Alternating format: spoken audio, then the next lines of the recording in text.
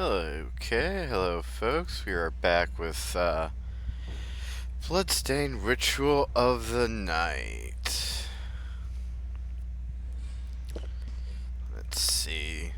Sorry it's been a few days for getting back to Bloodstained. Had some other things going on, and plus we took a little break to do some retro streaming, so we are back now. So just kind of taking a look at the map here so I can kind of re-get a game plan of what we're doing here. So let's see. I believe we need to go that way. I want to say.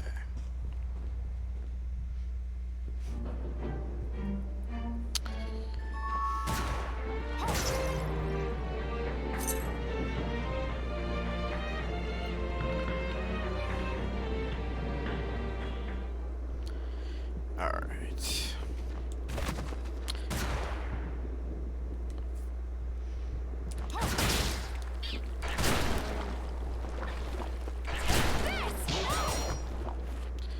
Alright, let's go to our luck setup so we can get around easy. Alright, so if I'm thinking right, we're gonna want to go this way.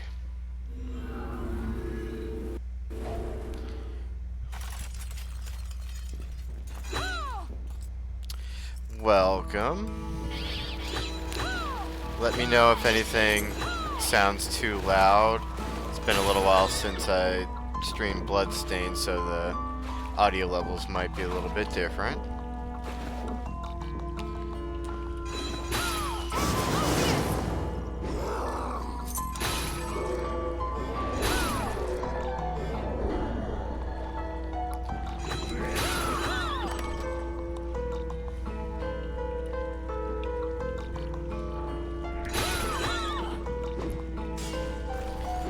Everything's sounding fine so far.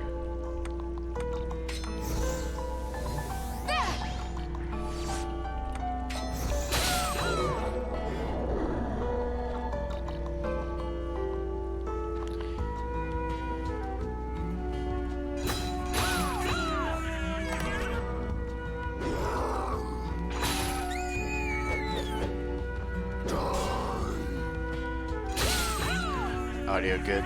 Good. Alright.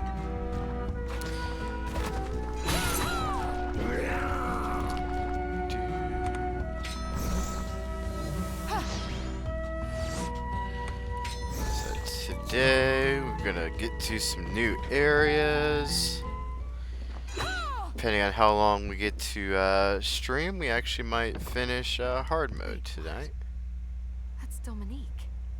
And Alfred? This was your proposal, Exorcist? Explain yourself. I should have been there. But you broke your word as well when you laid that trap for me. I wasn't about to allow the book to fall into your hands. Why would I want it? Revenge, perhaps? For your parents. Someone has been putting ideas in your head. Miriam. Huh? Yep, just little me over here. No, wait! Oh.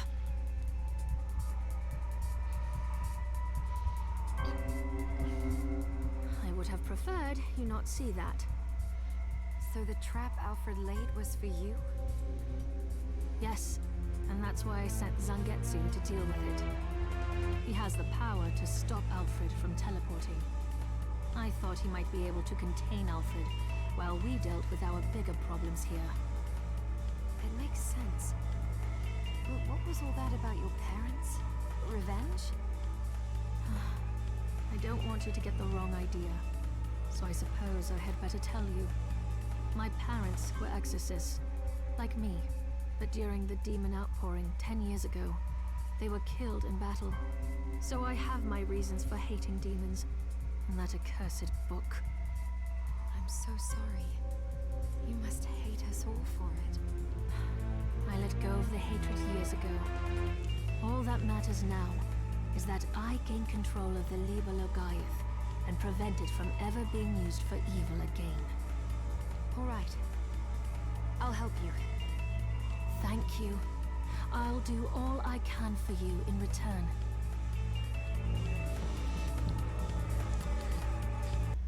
Alrighty, things are getting suspicious. So how are you doing today?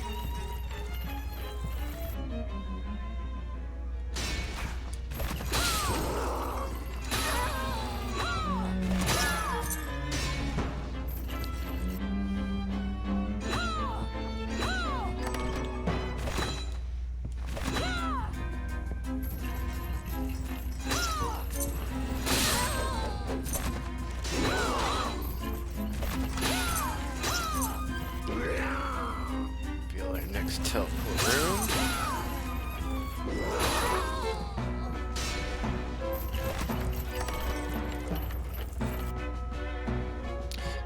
Lots of traps around in here. Another book. So we got another journal entry here. Jeevel's efforts have supplied us with a large quantity of shards. Now that the children are well trained, we have begun shard binding experiments to great success. One girl in particular, Miriam, seems to have boundless potential both in terms of how many shards she can wield and at what magnitude. If my calculations are correct, then we will have finally amassed enough crystal to perform the great demon summoning. It has been a long and arduous path, but we have reached the end soon. My old friend continues to oppose the ritual. However, to gain much, we must sacrifice much. It is the most basic principle of alchemy.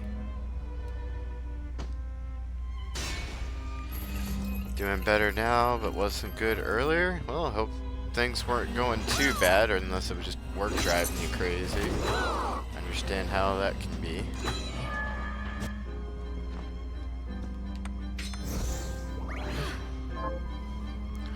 We'll save here.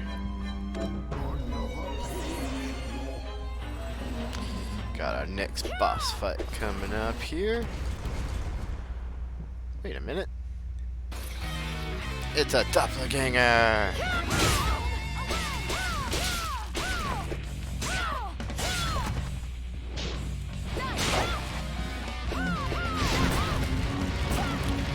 Yep, and she can use shards too.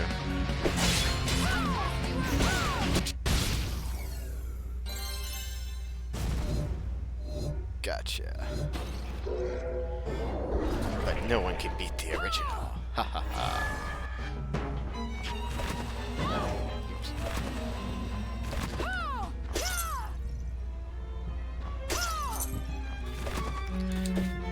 Oh, that's right.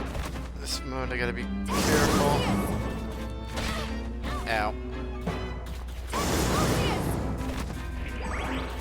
Got lots of spikes in here.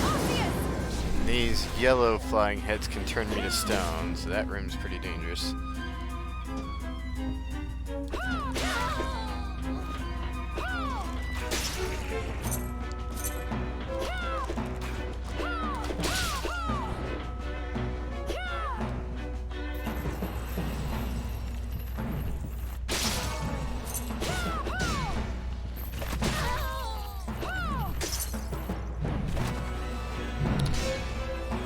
Lots of traps in here.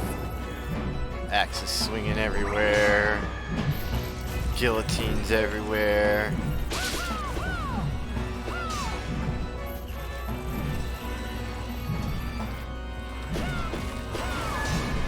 Break the wall there. Bad dark element. Got another demon kitty.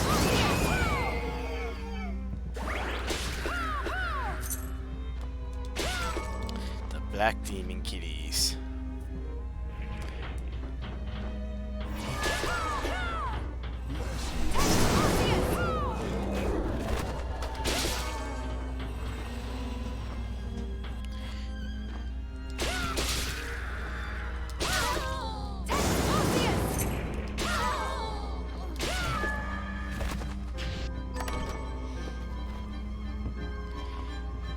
Yep, demon kitties. Got demon puppies and demon kitties in the game.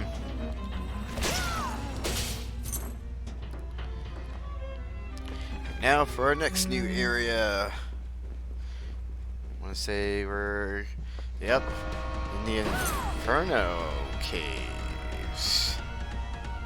Lots of fire.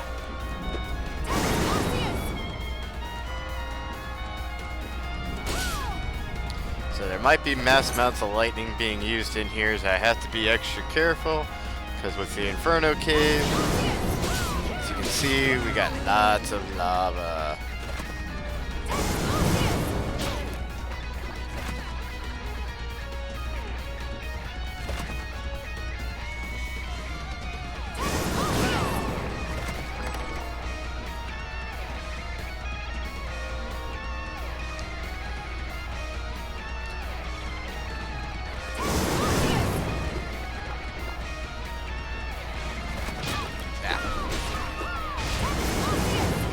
Ah!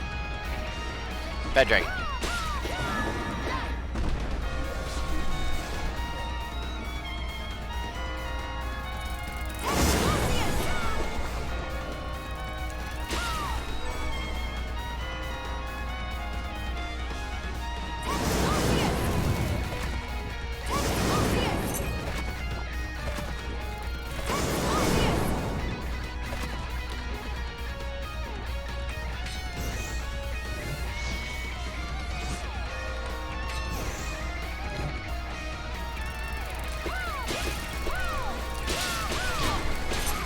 Bad doggy. Fire doggy. That's good. Ourselves another fake chest there. Death trap.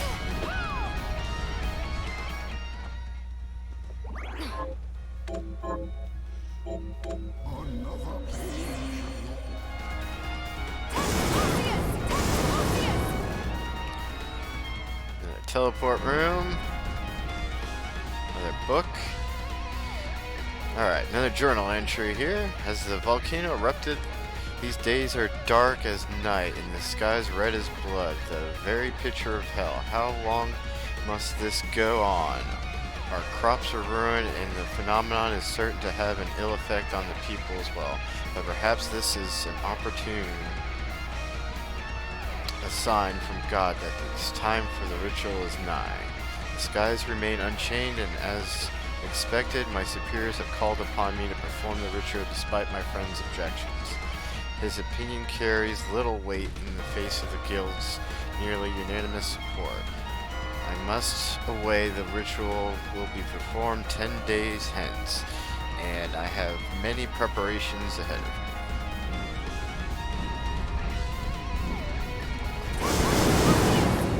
Fire elemental almost got it.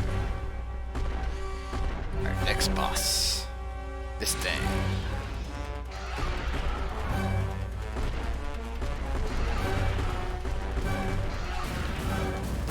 Ow.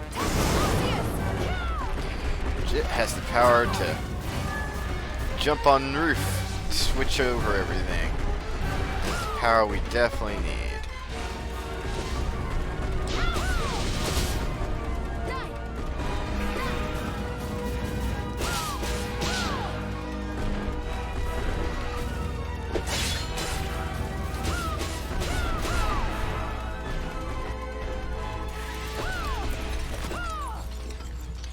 Oh, you did. I guess the book hit him.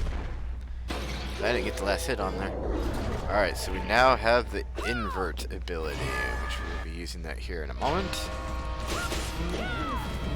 So with this, I can completely invert how the castle is. This allows us to get to all the other areas that we've been not able to jump high enough to, or use our reflector ray to get to.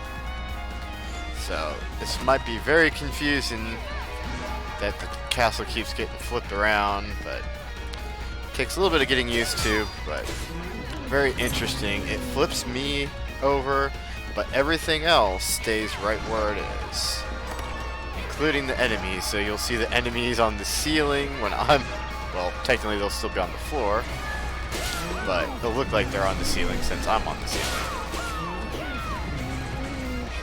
So very interesting way to get around via the ceiling and kind of have the whole castle be accessible to us upside down, basically. Referencing the old Symphony of the Night having the inverted castle.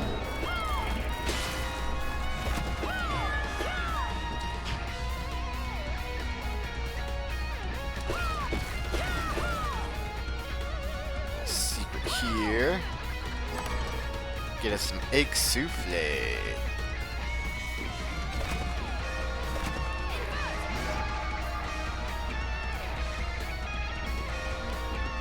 Alright. This should allow us to get back to the water areas.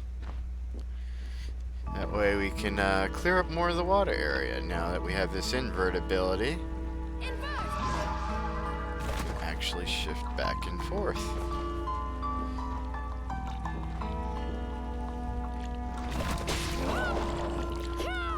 Alright, let's just take a look at the map here. Alright, so yeah, we can go back and clear up a little bit more of the desert area and then work our way back up there. We'll clear a lot of the areas that we passed over since we didn't have a really good way of getting around the water the very first time until we just recently got the ability to sink in the water so we could be able to use the rest of our abilities to get around.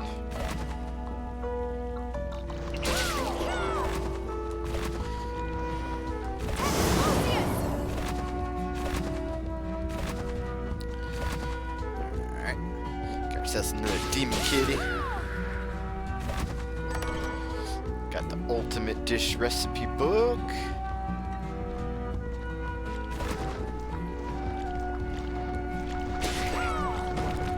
Oh, a little eyeball can turn you to stone. You gotta watch out for that.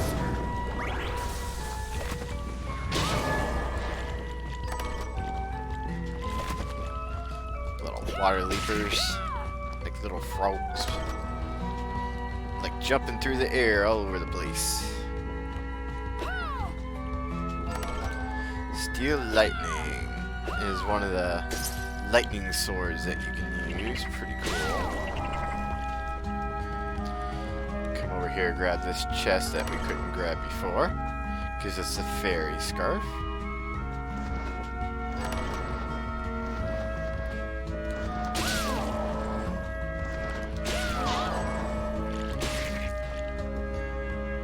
So let's go straight across here. I think I need to come back through this way to unlock one of the doors anyway, so go this, or this is the desert, never mind. Alright.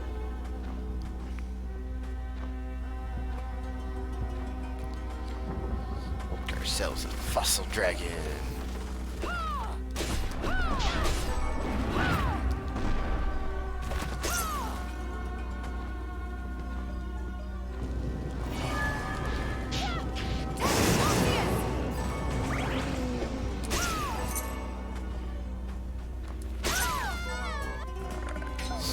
Here.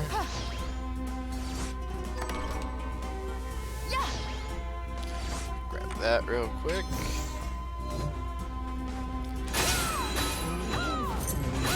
Yeah, there's a lot of different dragons in the game. It's really cool. Bad ghost, go away.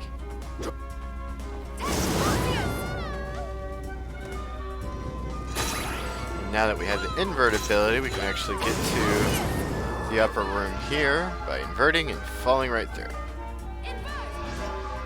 So got ourselves potent ammunition recipes and a health max up. I think that's there's one little spot over there we need to get, and we'll backtrack up this way.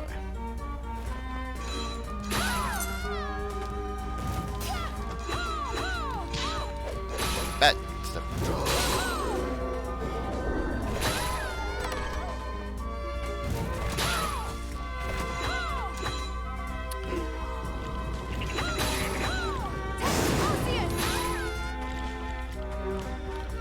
And as you can see, we've been through here before, but the blue chests are not opened, because those are the ones that get refilled so you can gather materials. And yeah, the water leapers, if they run into you, they have the chance of poisoning you.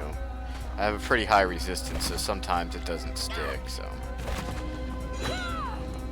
Although I think that time it actually did, yep. There we go.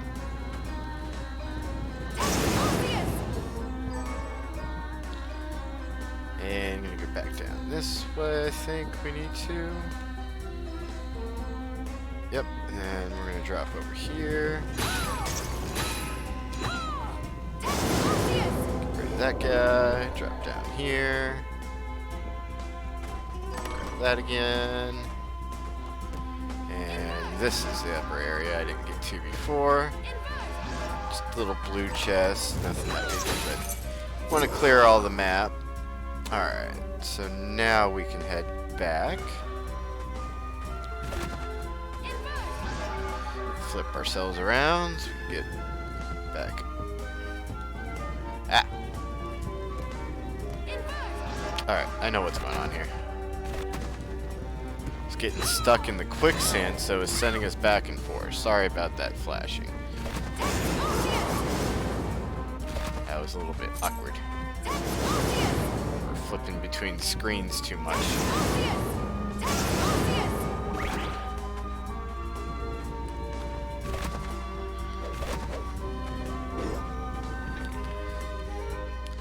But we're good now. Good now.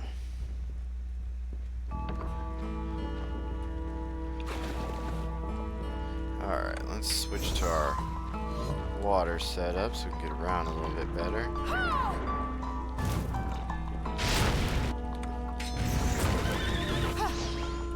Grab ourselves some of these chests we couldn't get to before.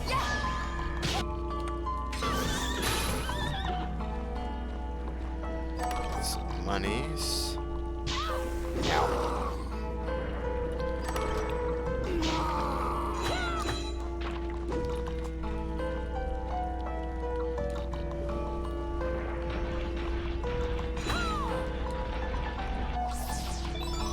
Max.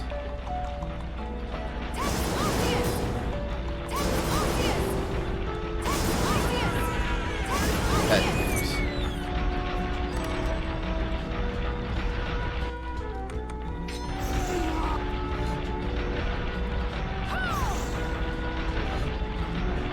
Oh, that's right. My water's not going to really affect me right now.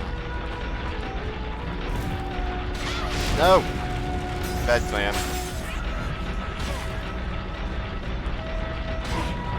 Oh boy. Yeah, this is a dangerous hallway with all that.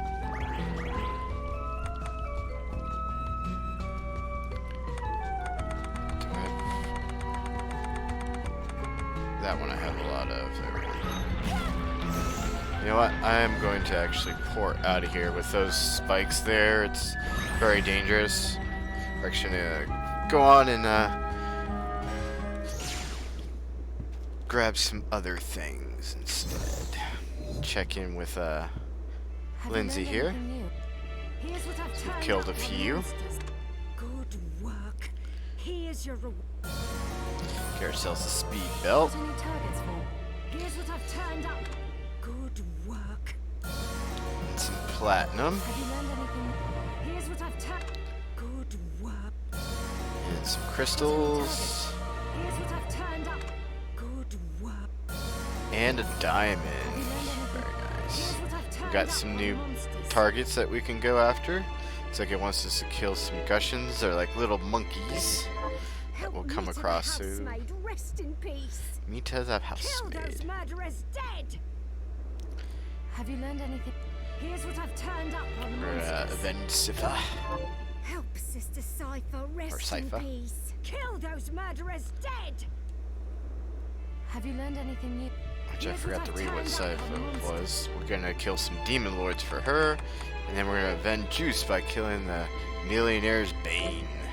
Help Juiced the Painter rest in peace. Kill those murderers dead. Alright, then Have you one learned more.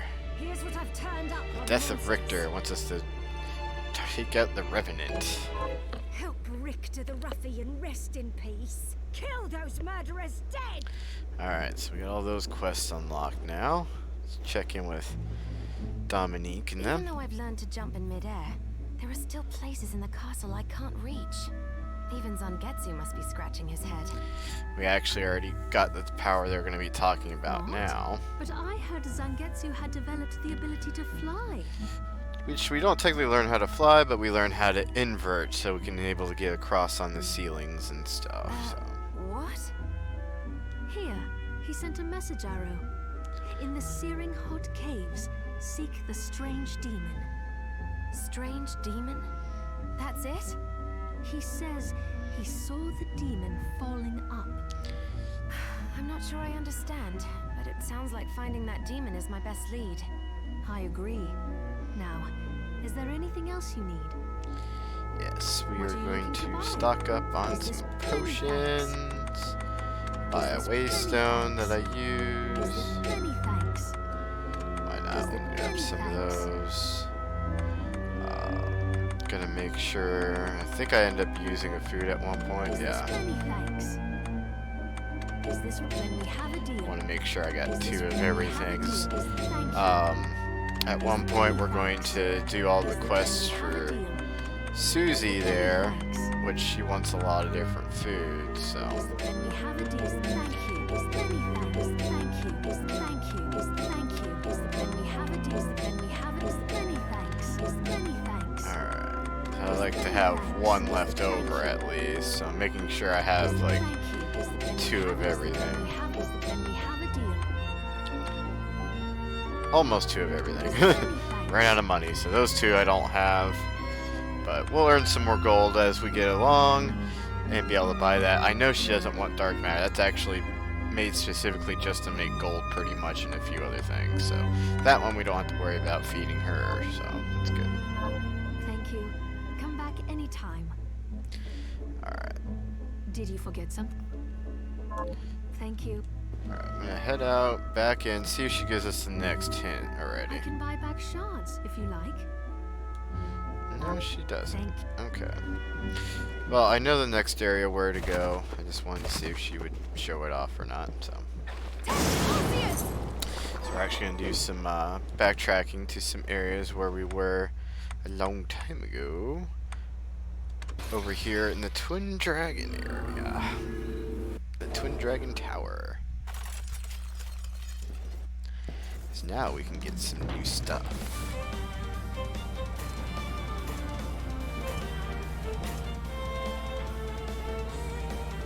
Alright, so we got a chest up here we can grab. Now we have our new inverting abilities. New sword.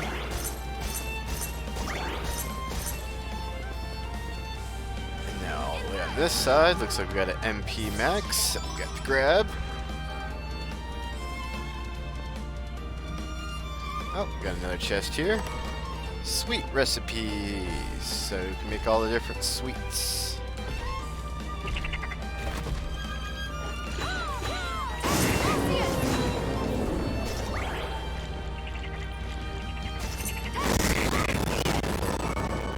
Very big tower. Got another chest down there as we make our way down.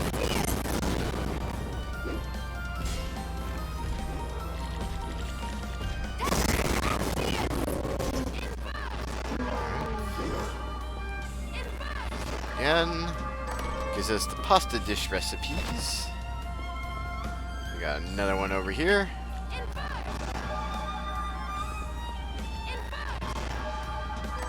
Got another hairstyle set, hair parrot number 7.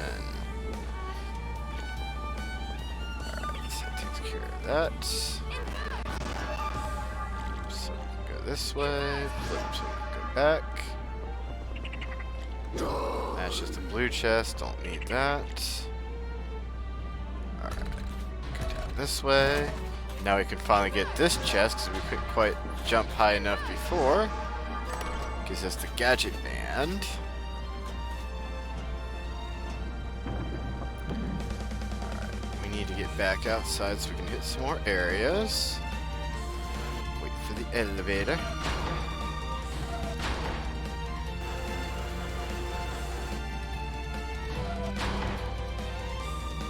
Alright, so now we're on the outside of the tower doing a flip all the way at the edge. This gets us right here. Right next to these spikes. We're gonna flip, grab the chest, the Aegis plate.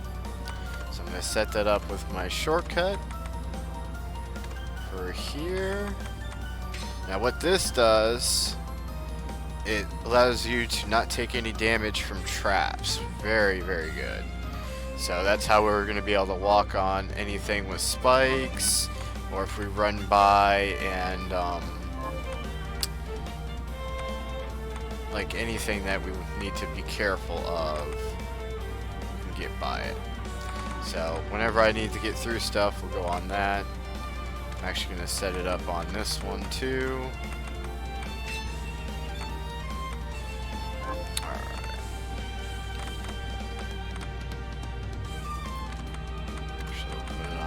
Too.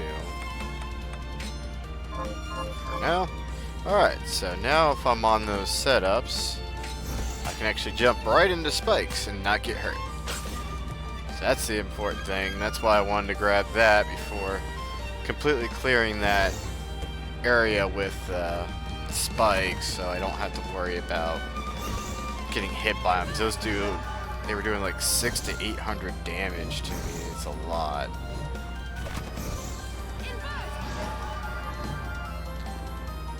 Oops, I just ran off. Oh well. Not mean to do that. Alright. So we're going to run up the tower. We're going to clear the bits of map that are left here.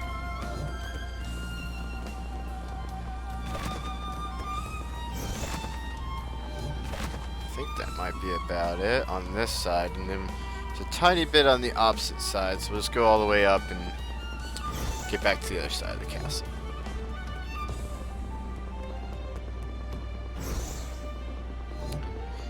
Zoom all the way around. There we go.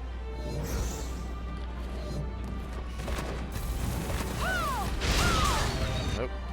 Not on my normal setup. Tried to use my lightning and didn't have my lightning turned on.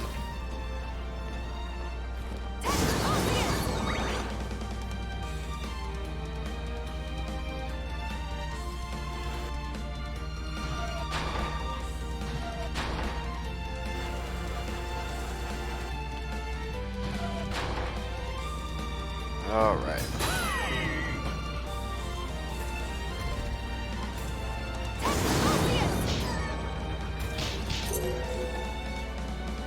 Alright, got that one.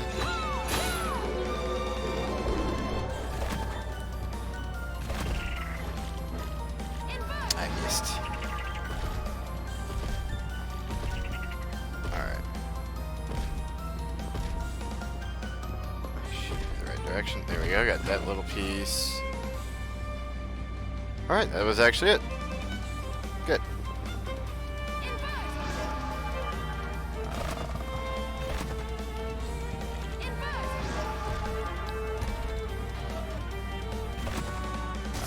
Door this way? Nope, door this way. Don't mind me while I get a little confused with everything being upside down.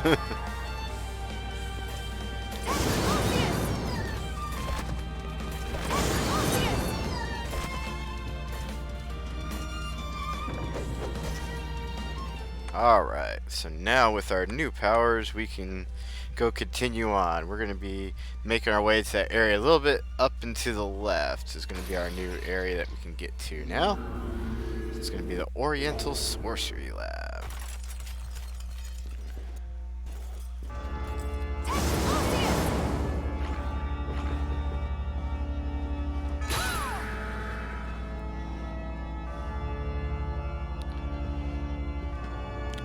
This one? Where are we at? Not this one.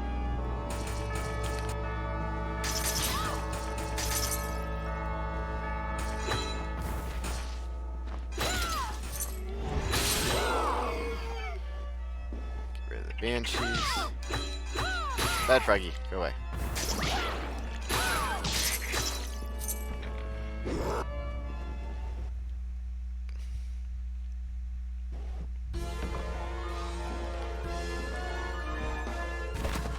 Alright.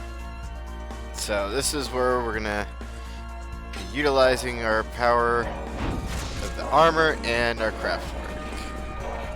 So I want to move that out of the way. Get invert. Be able to walk through these spike hallways. Lots and lots of spikies. Oh! Wasn't paying attention, didn't realize there was another Iron Maiden in front of me. At least the armor protected me, so that's good. Alright. Flip back over. Grab this chest, gives us the crow hat.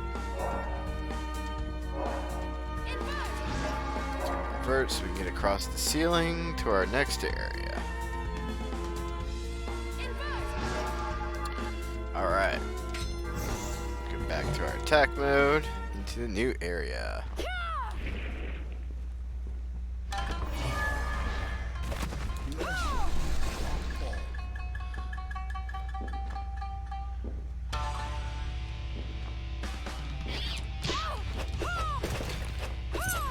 Come here, little monkey.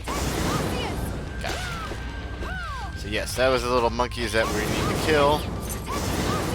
We gotta kill 13 of those little guys. We can't get this chest yet. We'll be getting a new power later on that'll let us get to that. But there's a lot of these monkeys in here, so not extremely worried about them. Alright, so this is going to be an interesting area. We're going to be going through these little gates. It's going to shift us to different areas as we go through them.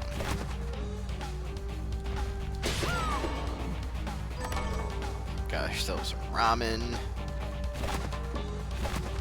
We're going to have some ninjas in here. Be careful of them. Alright, now that we're up here, the next one. And they actually do change if you flip upside down of where they're going to take you. I've been through here a few times, so I know exactly where we're going. Alright, so we got through that area. Kill the little mimic.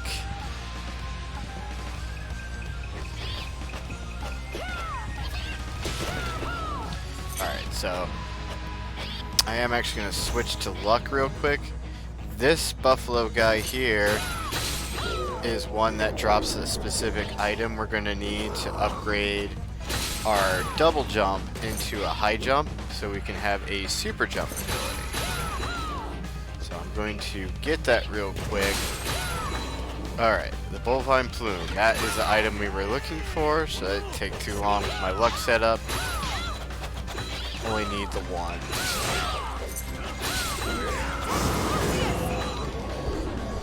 Yeah, that is one of the items that do not carry over with New Game Plus because it is considered part of a story-based shard to upgrade. So they do not allow you to keep that from your previous playthroughs. The nice thing though is once I unlock it, it will be at the same rank as what I had it on the other file, which I don't think I fully ranked it up on the last playthrough because I wasn't sure how everything worked. But I do have my separate save files playing casually for fun, so it will be much higher upgrade for a lot of my shards for when I stream the Nightmare mode. And got the next hair book, that was Hair Parent number 8. Which I do have all the hairstyles on this unlocked, we're just refining the books to show off where everything's at. Which I do now have a full list of where all of the books are for recipes and hairstyles, so if anybody is curious and wants to know where everything is, if I happen to miss a book in my stream going through my replay throughs, contact me and I can let you know. I did screenshots of where they are on the map and where the chest is. I actually took a screenshot with like Miriam on screen by it. It's going to be another one of the locked doors that we're going to need a key for. That needs the carpenter's key. So that'll be a special room we can get into later.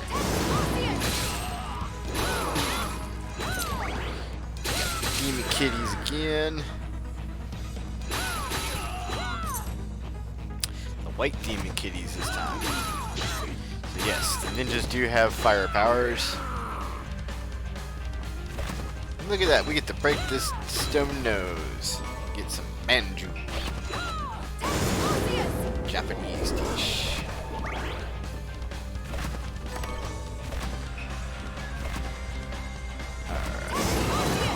Once we get done with this area, we'll make a stop back to Johannes, and we'll upgrade our high jump, so we'll have super jump, so I won't have to do invert as much, flipping the whole screen around a lot, so I know that can be disorienting for a few people.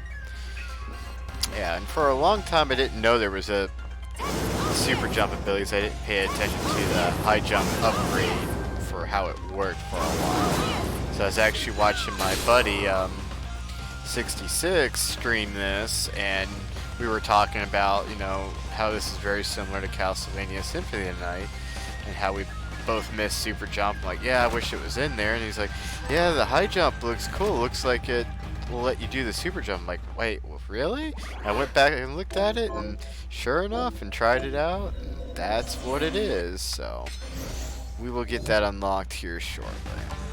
Alright, got another book here. Another journal entry. The ritual is tomorrow, but we have a problem. One of the children we selected, Miriam, has fallen into a deep slumber, and her crystal, which accounts for half of the catalyst we intended to use, has lost its power. I suspect my friend, but it matters not. The ritual's chances of success have waned, but we must find a way. While Bale did not come, the summoning was a triumphant success. Demons have flooded into our world, proving the validity of the guild's beliefs and the necessity of our presence. However, I never imagined it would be such a catastrophe. Was I foolish to heed my superiors so blindly? But what is done is done. Alright, so it looks like we got our next boss fight here.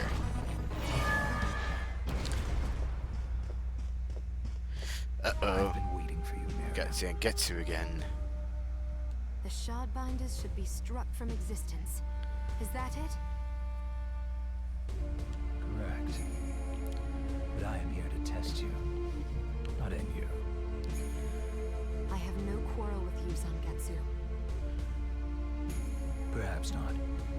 But carnage is the language I speak. If we are to come to an understanding, this is how we do it. Now. Oh. Ow.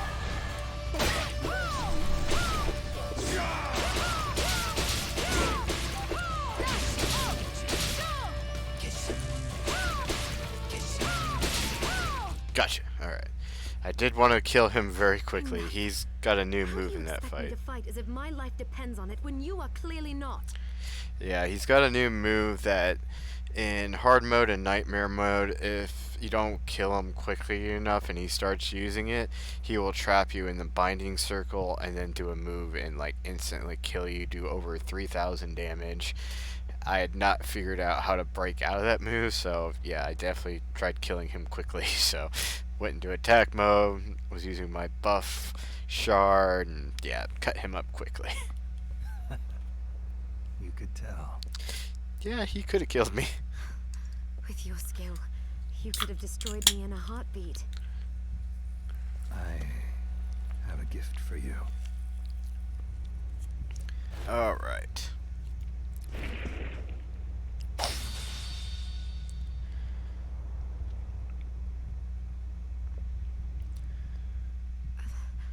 What are you doing? My sword.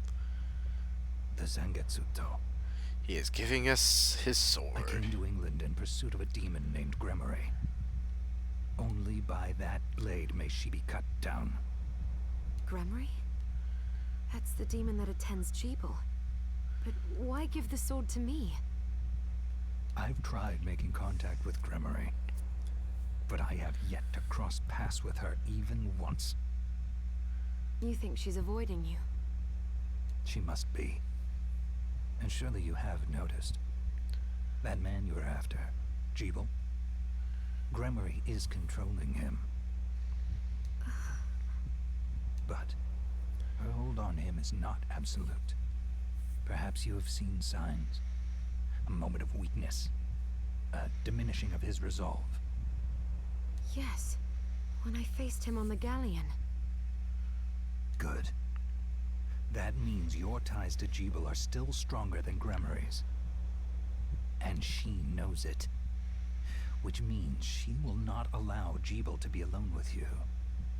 When she appears, use that blade and cut her down. But wait, why not come with me and do it yourself? Because if she fears me more than she fears relinquishing Jeeble, then we risk losing her. I will have my vengeance on her, even if it means parting with the sword. Okay. And there is something else I need to clear up while you deal with Gremory. All right. I will finish what you started. What I started. I am certain you will. Alright. So that finishes that. So we're going to go ahead and use a waystone and get out of here.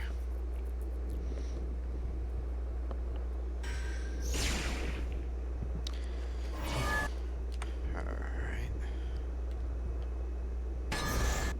Oops. Go to our alchemy setup. Going to go ahead and upgrade our high jump.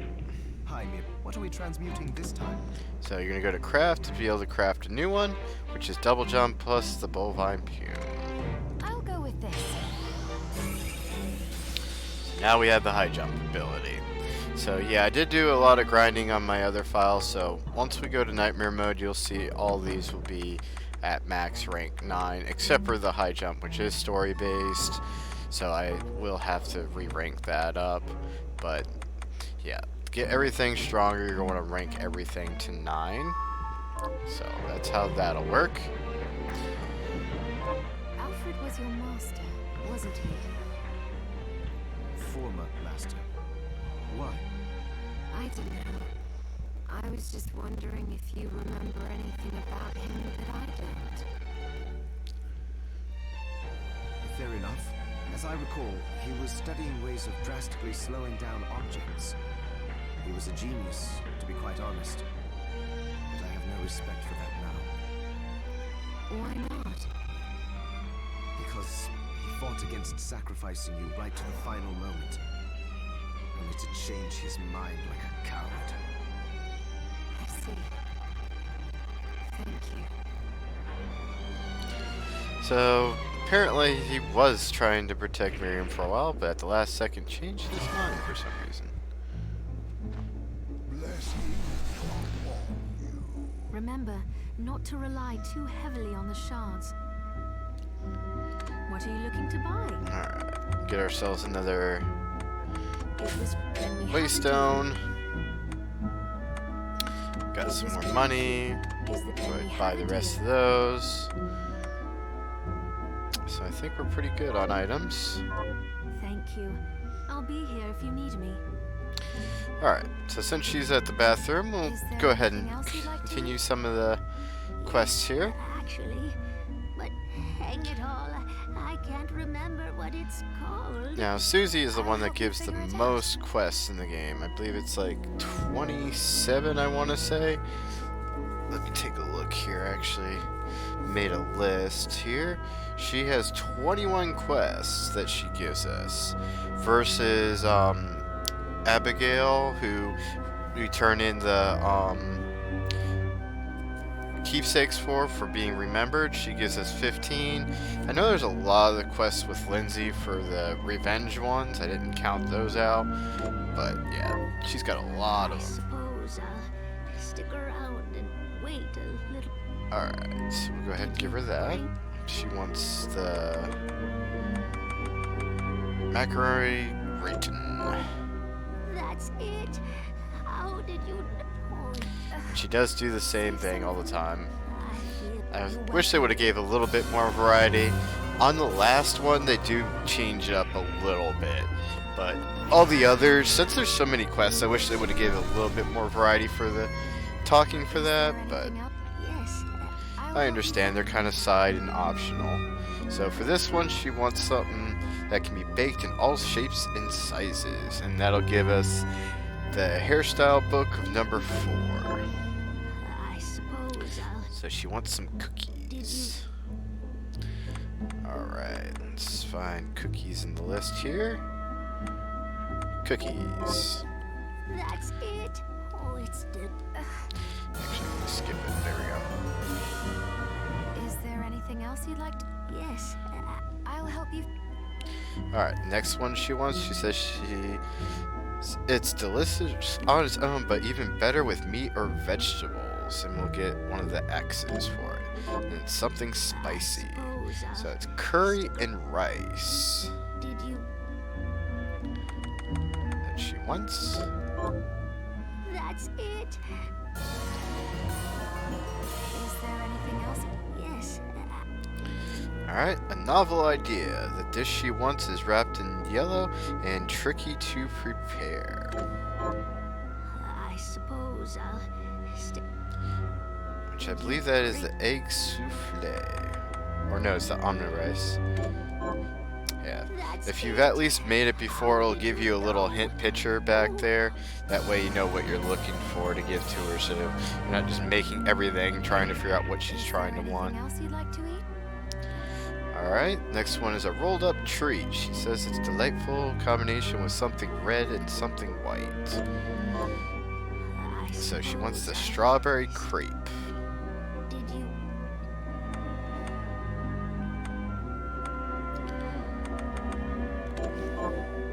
That's it.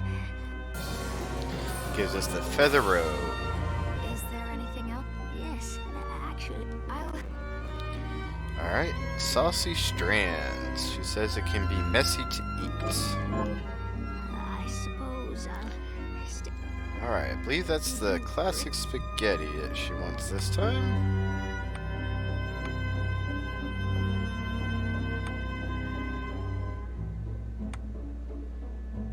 Did I pass it?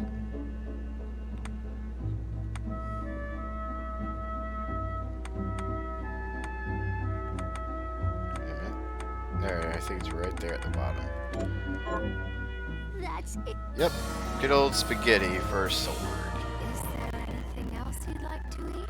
Yes. Alright, something refreshing. She says she wants... It's made for sweet and juiced and perfect for a certain season. I suppose... Good old glass of lemonade. Which to me, I don't find lemonade all that good for quenching thirst. For me, lemonade actually makes me more thirsty. So honestly, I would prefer the apple juice over lemonade. But to each their own. It. Gives us the duelist guard. Is there anything else you'd like to eat? Yes. Something breaded. The dish she wants has been fried to produce a crispy outside. I suppose I'll... Alright, it's one of the cutlet things. I believe it's the pork cutlet for this one. That's it. Yep. So that gives us another katana. It's one of the good ones. So if you're able to get up that far, definitely try and get that katana. I used that for quite some time. Alright, something fluffy. It's yellow and looks like it tastes like a cloud. Gives us one of the rapiers. Suppose I'll... That, I believe, is the egg souffle.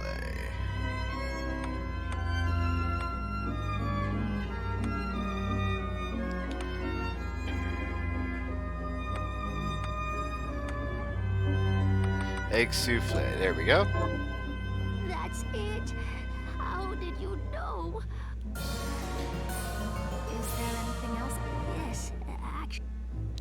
Alright, craving a miracle. She wants something silky and sweet. I suppose I'll... So this is going to be one of the cakes. It's the chiffon cake. Which most of my desserts are at the bottom here. The chiffon cake. That's it. Gives us the Fanchingi scarf. Is there anything else you'd like to eat? Yes, actually. But hang... I'll help you fit. Now we're getting closer to the end. The dish she wants is juicy on the inside with crispy skin. I suppose I'll stick around and So it's wait yellow little with a little bit of while red and green. I forget what the name Did of you- this one is. Let's see here.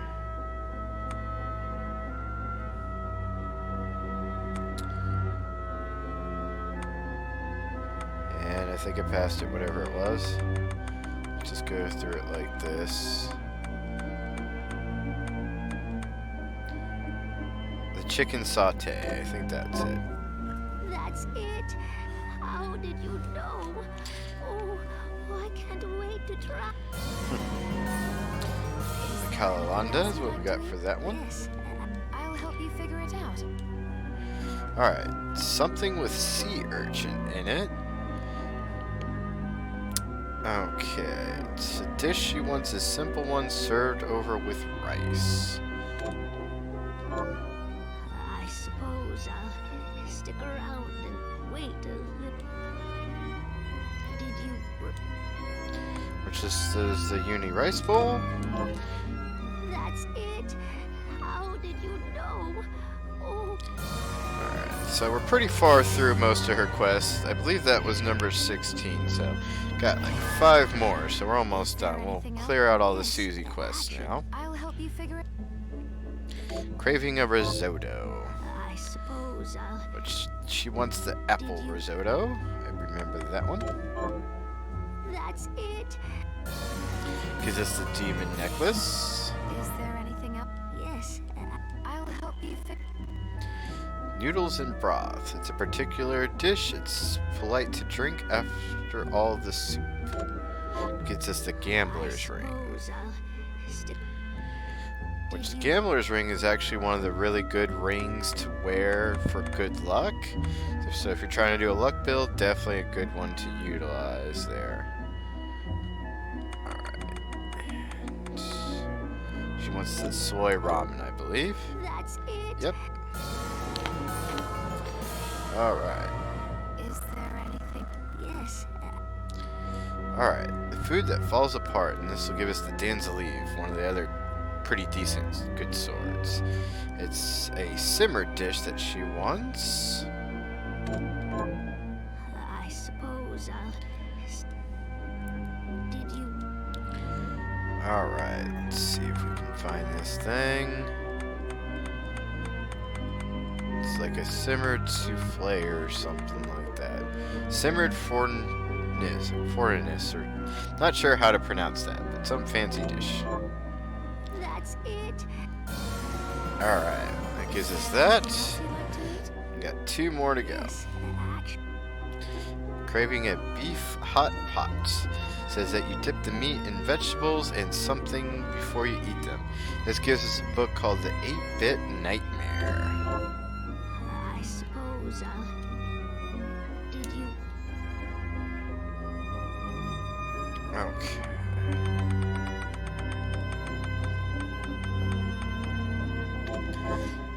That's it. Oh, it's. Alright, so that gives us a hint of a area we're gonna find and be able to go to. Is there anything? We could have else gone you'd there like to already, but I want to save that kind of towards the end of this stream for that. I'll It's help gonna be a you real figure it fun out. area. Alright, and this is gonna be the last one. This gives us a really good item that I've been using when I switched to my gun setup. It's the recycle hat. If you wear that, any of the special ammunition you have will not be depleted. So if you do all these quests for Susie, really worth it for that hat. If you want to be able to try out the guns in the game, you can have infinite ammo, just at least make one of every bullet. You can play around with all the different bullets, and it's really good. So for this, she wants something life-changing. She says it's an unforgettable meal made with a choice ingredient. I suppose I'll stick around. Did you bring? Alright, so she wants an exquisite steak. What was your name again? And this is going to be the final cutscene with her. Miriam. Oh, thank you, Miriam.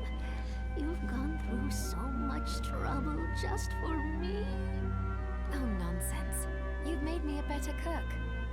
Yep, made one of everything just for you. When you need help, look to others the way I did. Someone as kind as you will come along. You deserve that. Well, that's nice of you to say. It's true. You'll see.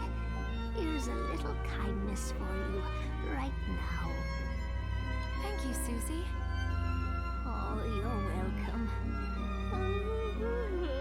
I hope you don't mind if I tuck myself in. All that food has made me sleepy. Of course. Good night. Now we're done with Susie's quest, and then, yep, she will just lay down. So if you talk to her again, she's just resting. You just get the little snoring. So she is done, taken care of. Don't have to worry about that no more. Alright, since we're here, we'll double check if we finished any of these. We did finish 2, so we'll get our rewards for those.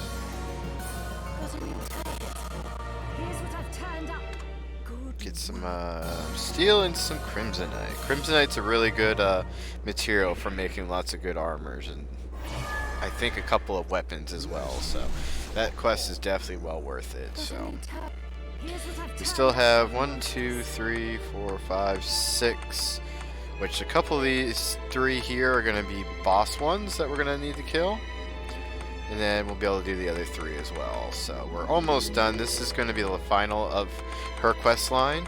So we are getting closer to the end. So she's got quite a few quests too. So she's got, what, 6, 7, 8, 9, 10, 11, 12, 13, 14, 15, 16, 17, 18, 19, 20 that she gives you. So she's actually pretty close to... Susie's got 1 extra quest than what she does. And then, of course, we get the farmer that we can keep planting crops. We'll go ahead and just get our potatoes. Here, make us some more rice. Can you plant this? Sure, I'll get to work. Now, sadly, he only plants 3 different things. I'm hoping later on with DLC they'll add more seeds in, maybe, or something, because only having 3 ingredients that he can farm seems to make him a little bit pointless. Not like you need to get a bunch of free rice and potatoes and stuff. And then, of course, we'll eventually finish her quest line too. We'll do that in between as people want breaks. That way they're not missing too much of story. So, hopefully Witchy is back. That way she can continue watching. We're going to go continue on. So if you're back, Witchy, let me know. It's been a little bit. I'm pretty sure you should be back by now. Go over here.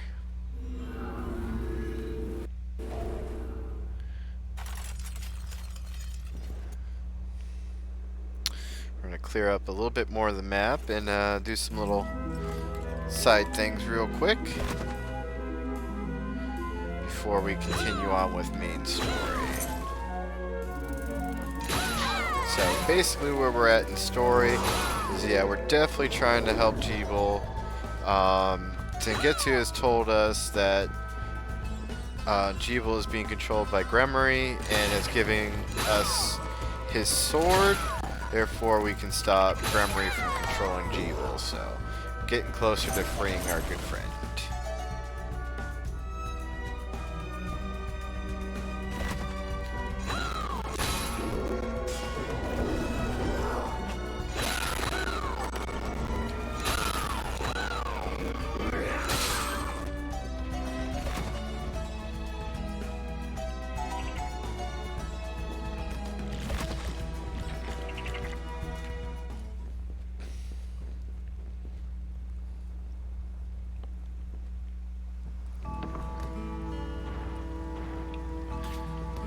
Alright. So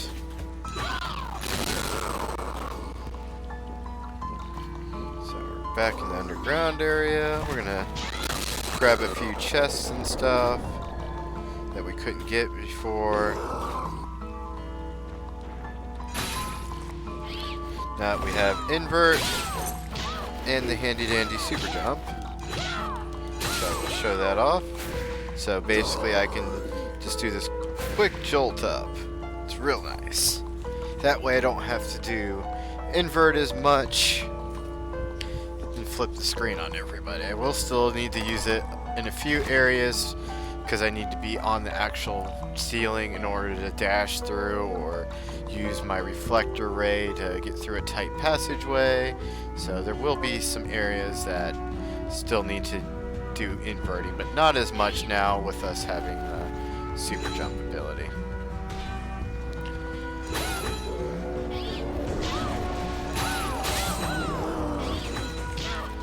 All these bats. Alright, so now that we have super jump and everything, and our dash can make it easily over here, get us some curry powder and the actual curry recipe book. So if you need to make the curry for Susie, that's where the curry book is, right there.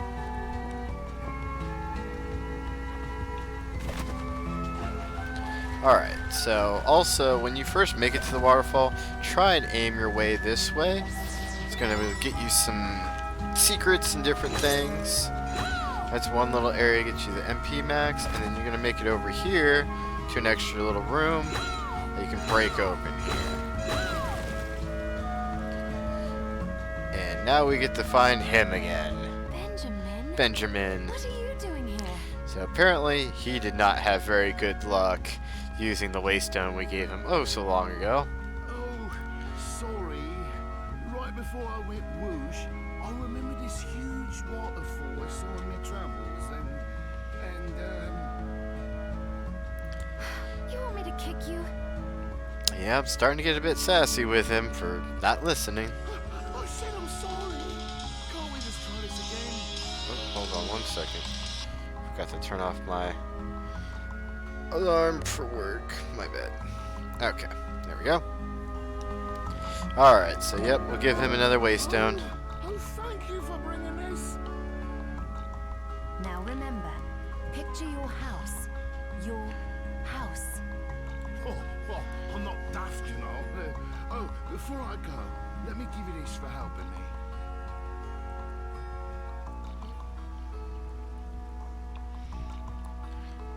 Okay, one second, just fixing this. Alright, so did that again. Should I assume that worked or not? Alright, gives us 5,000 gold this time. So that's time number 2 that we have rescued good old Benjamin.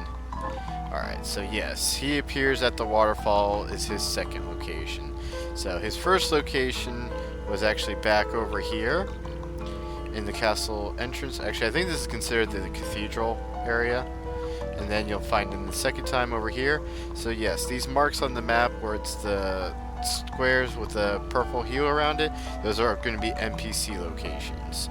Even though he's not there anymore, that is where you find him. And of course you got all the ones back at main town there. So that's what those marks are on the map. So if you ever want to keep track of them, where you've been, who you found, that's how you do it. So, alright.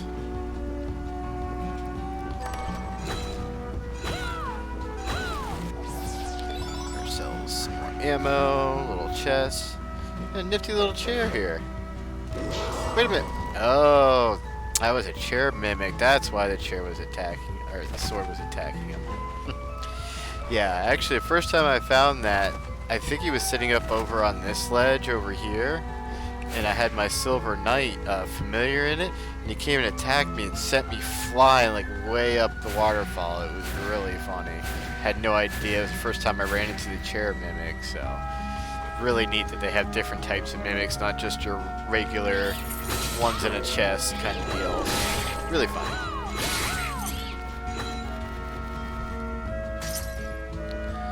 Alright, just gonna clear a little bit of this map here since we're down here.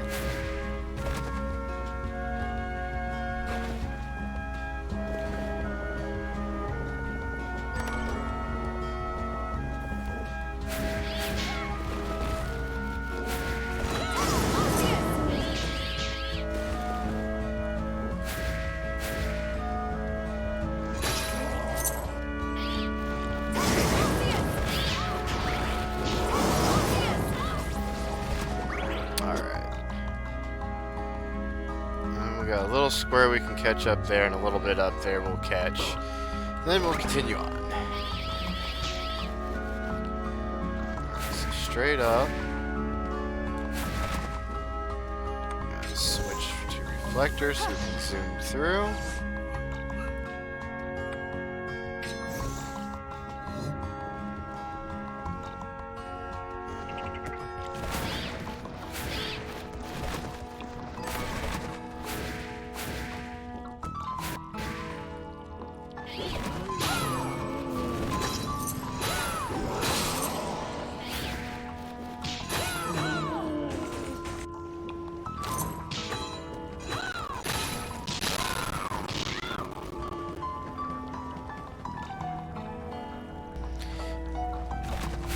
Okay, so that gets us those spots. Looks like we got one little room up north here.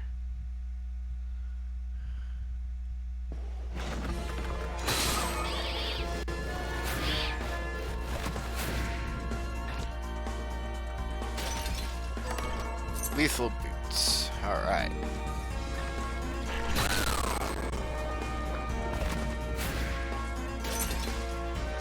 Alright, so what we're going to do, go to, so basically, the next part of the story, where are we at? We're over here, so we're going to go hit the teleport room. So, like Zangetsu said, the only way to stop Gremory is going to be with his sword. So basically, you're going to want to have his sword out for the next part. So we're going to go try and save Jeeble. So if you remember, Jeeble's going to be back at the Hall of Termination. So we're going to go there.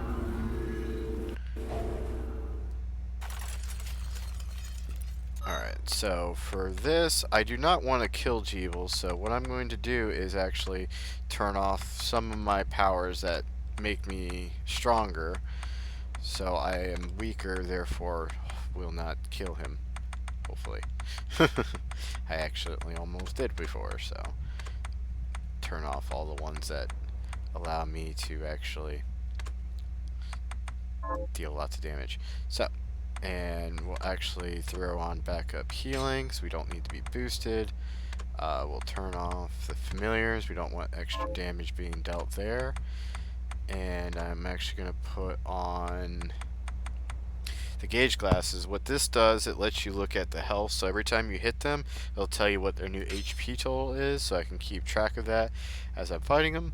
That is one of the things that actually changes how we look. As you can see, we do have the glasses on now. So, be able to do that now. Which, if you saw there real quick as I attacked that enemy, it said 0 because that's how much health they had after I hit them. So, new item you can get here in the chest in the corner. It's the recipe book for legendary equipment. So now that we got that, now let's go take care of Jeeble and get him uncontrolled by the evil Gremory. What took you so long? Well, now that you've tasted the power of so many shards, I presume you're ready to join me. You presume wrongly. I'm here to keep my promise to you, and nothing else. What promise? You really have forgotten then? I swore to you that I would stop you if your Shardbinder power ever manifested itself against your will. You made the same oath to me. Please! You think I wield this power unwillingly? I do. I've known it since our meeting on the Galleon. But there was a moment when I saw a flicker of the real Jeeble beneath all that hate. Fool! I've had enough! If you want to stop me, you'll have to do it by force. As you wish. It's time to free you of this once and for all. Well, you gotta remember, he's not himself anymore. He's being controlled right now, so... I mean, he might be being a jerk right now, but he is actually a friend, and... So, I don't hold it against him. He's pretty cool. As you can see, he has over 2,000 health on hard mode. Now, what you want to do is get him under 500, and you can, or around 500. Look at the moon now is turning red. Attack it.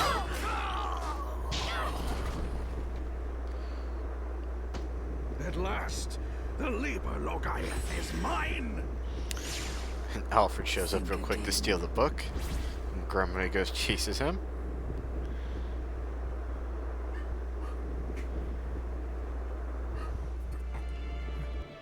Miriam, I've missed you. So yep, we broke the control. So Gremory always is kind of like hiding within the blood moon and everything. That's what we needed the sword for. I knew it. You kept your promise. Thank you. What's going on? No, the corruption shouldn't spread this fast. It's better this way. The world can be rid of me. But this castle, we can't allow it to. Shh, I know I'll destroy it. But you're going to live, Jeeble. I'm glad. Good to see you smile.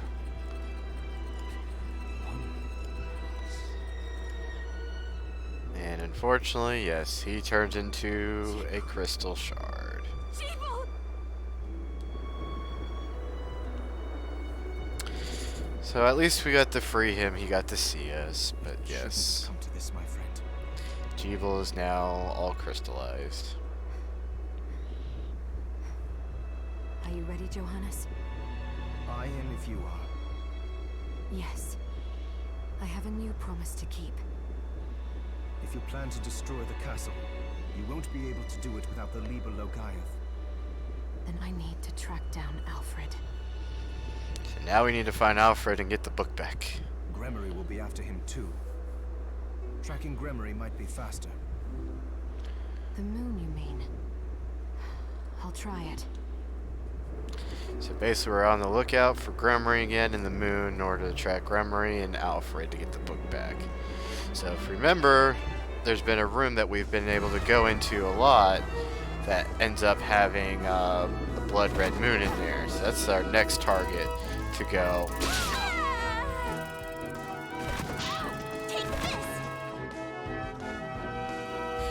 But before we do,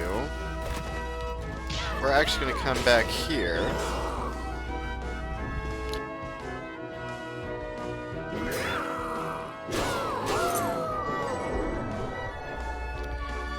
And when I talked about the 8-Bit Nightmare book, in here you saw this glowing bookcase and a picture of Koji Igarashi there. That he is the guy who started this Kickstarter and the creator of this game. So that's what he looks like there. So if you come here and go into this, this will take us to a special area. This is an 8-bit world. This is called 8-Bit Nightmare. So this is a little extra area that they made for the Kickstarter.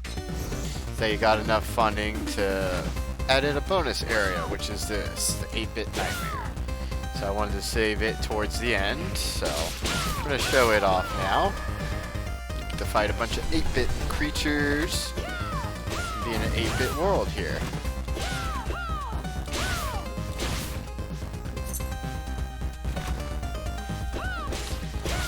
A little change of pace and some 8-bit music. Then we'll go after Gremory and continue on with our story. It's a nice little short side area here.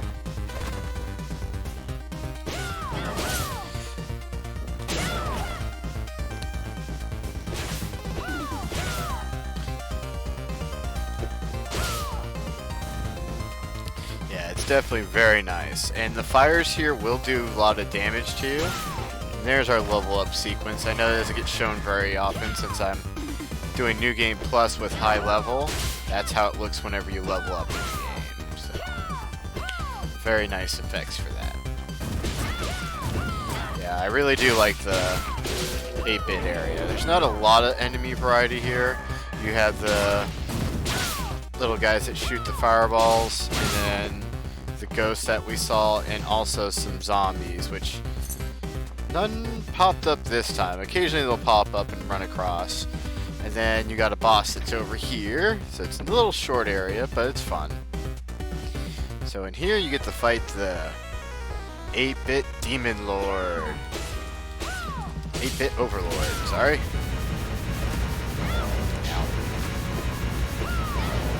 So he's got some crazy attacks, and I'm a little out of practice, so I'm taking a lot of hits here. We'll be fine though. He's got this, it's going to shoot across the screen with all those fires. That's most of his attacks, and then he'll do a thing where he pounds on the ground and then more fire comes out.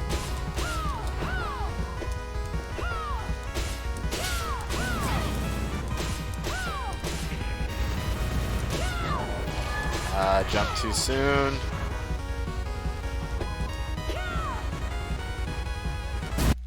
There we go. And we got him.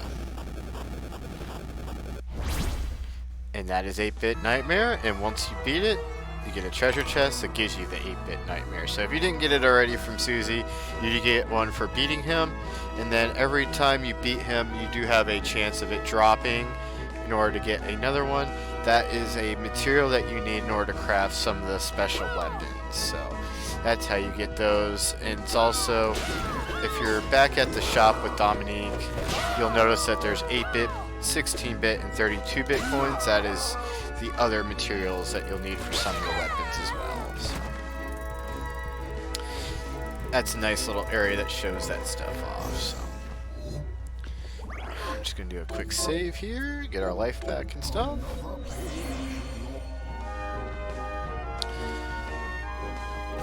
And we'll continue on. Alright, so we're going to want to go back here.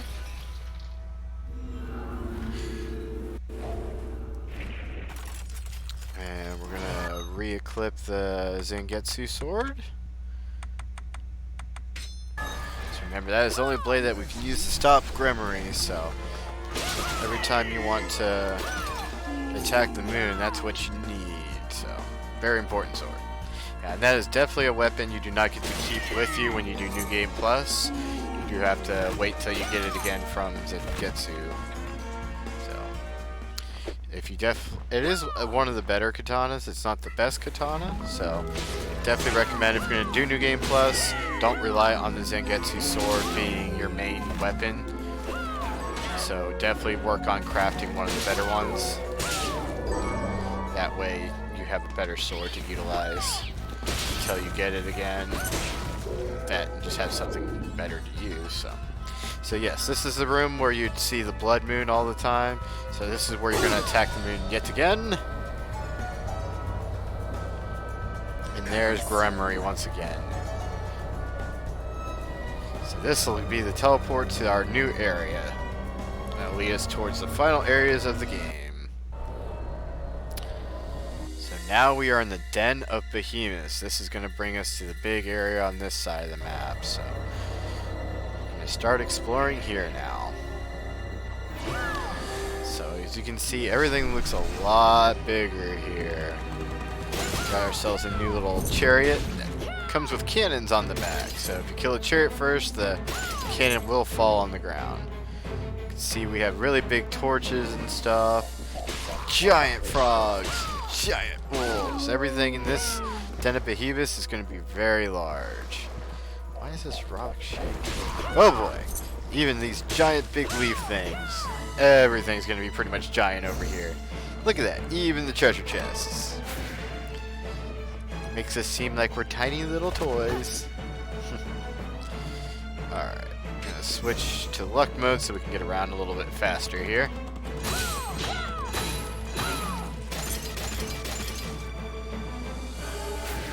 Just gonna clear the map while we're here.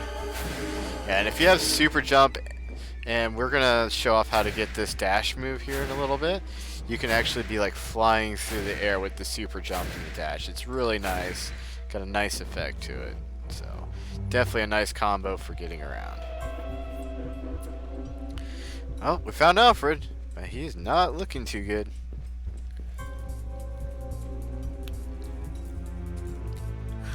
Alfred! The book. The Lieberlogai? What about it? She stole it. So Gremory took the book. Just like you. There's Zangetsu, apparently bringing somebody. What happened here? Oh, Johannes, that's right. Master, who did this to you? Thank you, Zangetsu. Johannes, I must beg a boon of you. What? All right. Miriam, we need to talk. Yes.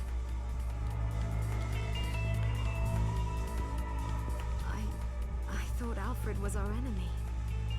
Dominique seems so keen on pitting me against the old alchemist that I decided to have a word with him after you and I fought. And unfortunately, he confirmed my suspicion. Which is?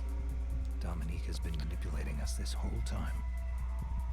I'm not certain why. So apparently Dominique was working against us. Wait, what? If she had wanted to deal with this mess in an expedient manner, she would have sent you and me to deal with Jebel together. But instead, she divided our strength and insisted I chase after Alfred. It didn't make any sense. Alfred was never trying to get in our way. I'm not sure about you, but he got in my way. You misunderstand. All he wanted was to keep you as far away from the castle as possible. Why? Because you were the most attuned. Attuned to what?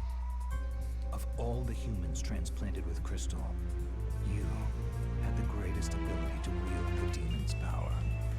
Alfred feared you would be used.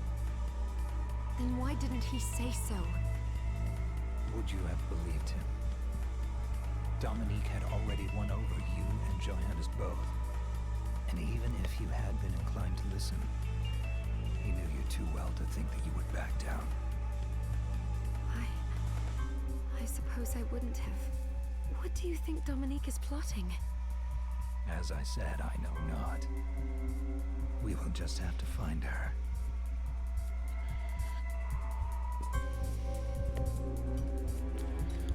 Miriam, the master wants to talk to you.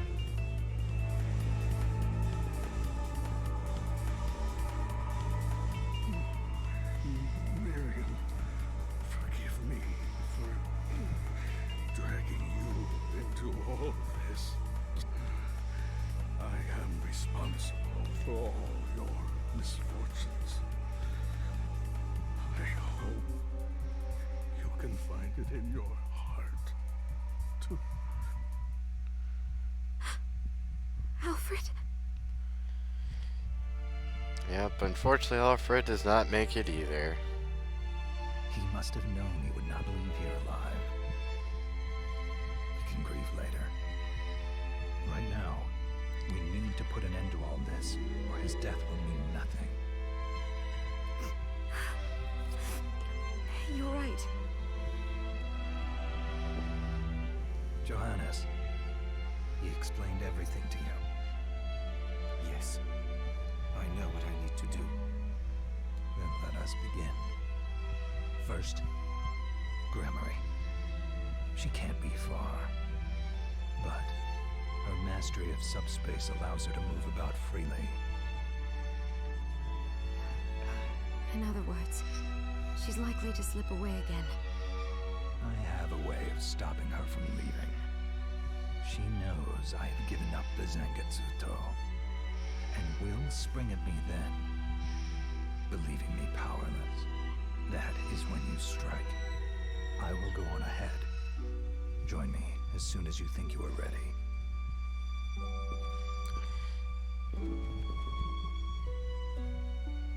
can't do much of anything until you get back the Liber Logaeth. I'm sorry I can't be of more help. But for now, this is in your hands, Miriam. Be safe. I will, Johannes. I'll be in the village if you need me.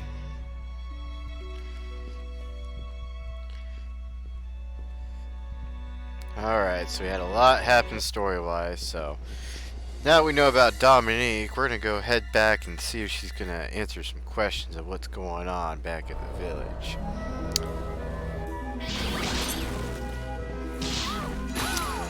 But knowing how things go, she's probably not gonna be there, so we're gonna see what's going on back at the village, do a couple things, and we'll continue on exploring that new area.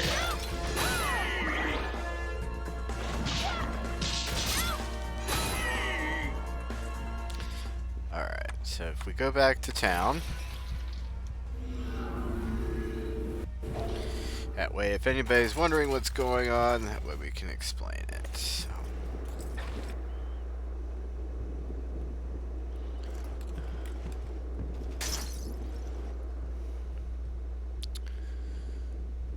So if you come back to the shop, you no longer see Dominique, but Anne is over here. Hello, miss. Huh. No Dominique? Yep, Dominique has run away. Well, she said she had something to take care of. I'm holding down the fort while she's gone. Oh, good girl. But who will handle these shards for me? Oh, don't worry. She taught me how to do it. What? That sounds horribly unsafe. Well, try me. You'll see. She ended up saying something different than what says there. She said, try me if you want to see, but right on the screen it says, try me if you don't believe me. That's funny. So basically, yeah, she takes over the shop, so you still have access to a shop. You can still buy everything. So don't have to worry about that. Still buy everything you needed. And like I said before, if you're wanting to get all the weapons, you can buy the different coins here. And then with the 32-bit Nightmare, you can make the final version with the 32-bit coin. To make the first version, you'll need the 8-bit coin, second version 16-bit, and the final version the 32-bit coin, plus the Nightmare book. That's how you make each the weapons that you can do for that, which I've made all of them. It takes a while to get a bunch of them. You can either buy these coins, or I know you can farm some of them by doing the boss rush modes. A really good tactic to do is build up your shards, enchant them. There is the one for Alchemy Bounty, which can give you a chance of getting multiple items when you craft one. So if you're able to duplicate one of the ones that you craft with coins, and then break them down, you can get the extra coins back from the extra copies in order to make your other weapons. So that's a really good thing to utilize. So get that Alchemy Bounty up as much as you can in order to get more out of each of your crafts, so you don't have to spend as much gold on making all these. Makes it go a lot quicker. And then when you're trying to make money too, get the gold as power shard, rank that up, so whenever you're selling stuff, you're making more money back, therefore you can be able to get stuff easier and stuff like that. So those are some good things you can do. While we're here, we'll go ahead and turn in a couple quests back here with her, with Abigail.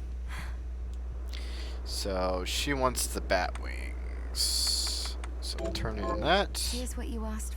This is it. We'll do 3 of these. That way we can have this a bit closer, show off some of her quests. This is the keepsake. Right. Alright, so next keepsake she wants is the Rava Burial for the memory of Talia. Thank you. Alright, so for that one, you're actually going to want to go after the Killer Barbers. That is a item drop that they drop, and it is a weapon. So I do have extras of those, or I do not right now, but I'll go ahead and turn it in because I do have my other save file where I have all my extras of weapons, so it won't be a problem. But actually before I do, I'll show off how that weapon looks, because that way you know what kind of weapon it is. It is kind of like the Vorpal Blade from Castlevania Symphony of the Night, where every time you hit it, it does a quick slash. And then later on, you're going to want to have multiples of them. I think it takes 4 plus some other things. You can make the Rava Valier.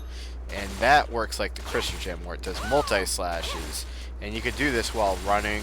It is very quick attacks, very powerful, so that's something to consider if you're wanting to be, you know, killing things extremely quick. So if you're wondering if there's a weapon like the Crystal Gem and the Vorpal Blades from Symphony of the Night, yes, they are there, and you can craft those. I'm not sure what books you need in order to craft the second one, but I can give off all the locations for the books. So once you have them all, it might be in the Legendary book, I don't know. They don't really give a list of what book makes what, so. But yes, that is how you get those swords. Here's what you asked for. This is it? That gives us the toy shoes. This is the keepsake. Right. Alright, and for this one, she wants the flame ring. Thank. So let's go give her a flame ring. That'll be under accessories. There we go. Here's what you asked for. This is it? That's the 5th villager we'll be able to lay to rest. Here's your reward. That gives you the Eye of Horus, which this is a really good accessory that you can put on, which I will show that off real quick. So when you put on Eye of Horus, the description there lets you look down on the world like a bird. You put that on, it actually zooms out the screen. So this will actually be something we will be taking advantage of later on once we get some more powers in order to get some hidden chests. So, let's see, did I actually set that up? Okay, so yeah, that is set up on my site there, kind of. We'll re-put it on there. Alright. And there we go. Alright, so that's reset up. So we will be utilizing that later on to get some chests and showing off where those are. There's some really hidden chests. If you don't have that, you won't be able to see them. It's also very useful if you're trying to find those chests back at the Twin Dragon towers. It zooms out so you can see those a lot easier.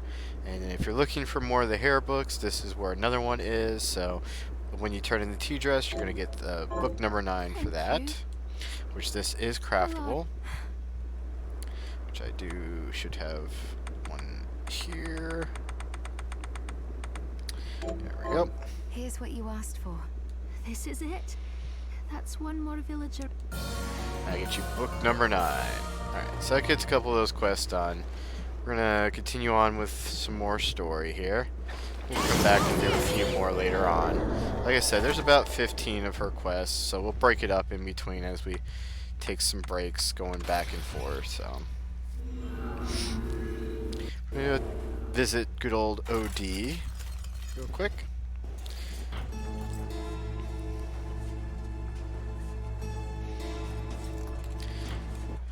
Been a while since we said hi to OD, so. I've come by some new reading material. So he's got some new books that we can see. So the new books that he's able to let us borrow are going to be the Godsend Tomb, which is a better version of the Luck book. A Mastery Tome, I believe, is a new one as well, which allows you to master your techniques quicker. The Tactician Tome, which gives you bonus experience. I think this might be new as well. It allows you to move at faster speeds. So remember that. In a little bit, I'm going to be pointing out a part where you're going to want a lot of speed for kind of like a little race. So that is a book you're going to want to have out when doing the new area, or come back when you're going to go do this so-called race I'm going to point out later. And then you got this that makes your directional shards stronger, and then this that powers up your familiars. And we had this book before, which is our attack speed. So I no longer need the movement speed because I have the shard that's going to be the reward that you would need, or reward you would get for using this. So you'd be using this speed tome here. Be certain to return what you borrow. This is a library. And then as you look at my shortcuts, I do have a speed set up.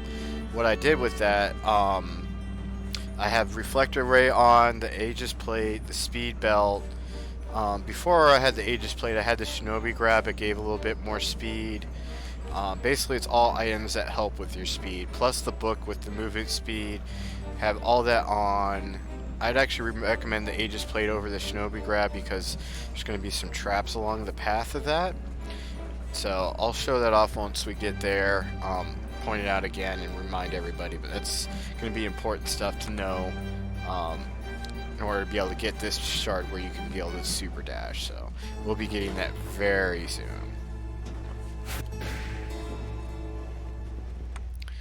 Alright, so... oh, that's right. We need to take the teleport back in.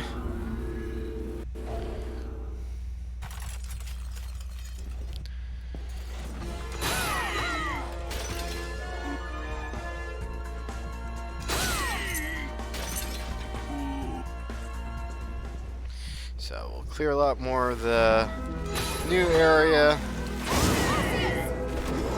Take out another boss, show off that speed thing I was talking about, and then probably we'll come back and clear more of the map up. We're getting, you know, a lot more clear here. We're at 72.5%. There's a few areas we could have gone through already.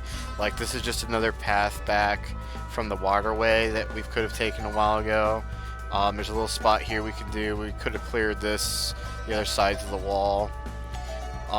We could have now gotten in here. We could have probably been in there for a while. I think it's just double jump you need to get in there. But we'll show that off in a little while. We'll clear out the tops of these other rooms soon. And we could have gotten back into the other half of the machine area. It's just more enemies and a couple chests and stuff. I think a couple recipe books we'll find in there. But we'll clear those up. Once we get more of the new area filled out, we'll do a lot of that, and then we'll finish on clearing up and showing up the map. So get through as much story as we can.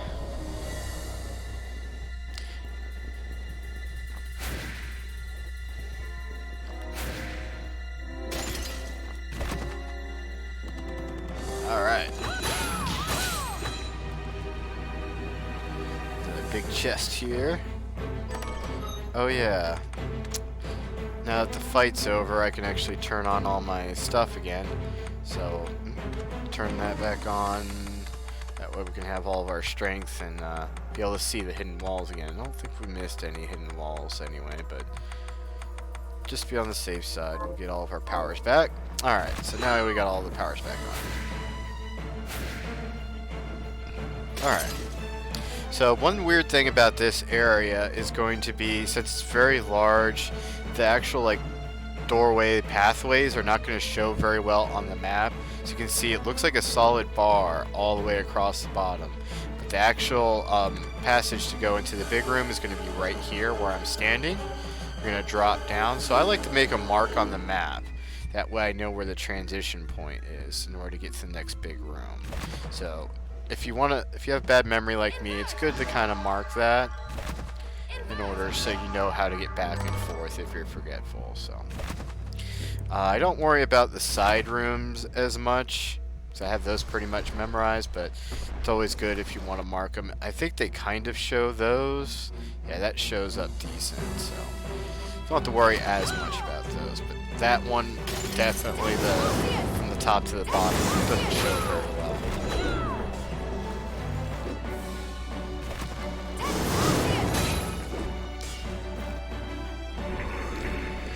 Everything is giant here. The zombies. Everything. Definitely an interesting place. Giant cannons. Ah, even giant bats. And there's a lot of bats, so honestly, if you have the lightning shard like I do, using that a lot is a good idea. So you don't get hit by bats every like 2 minutes. Actually, it's like every minute. Or just go through the air just attacking like crazy. Because they are everywhere.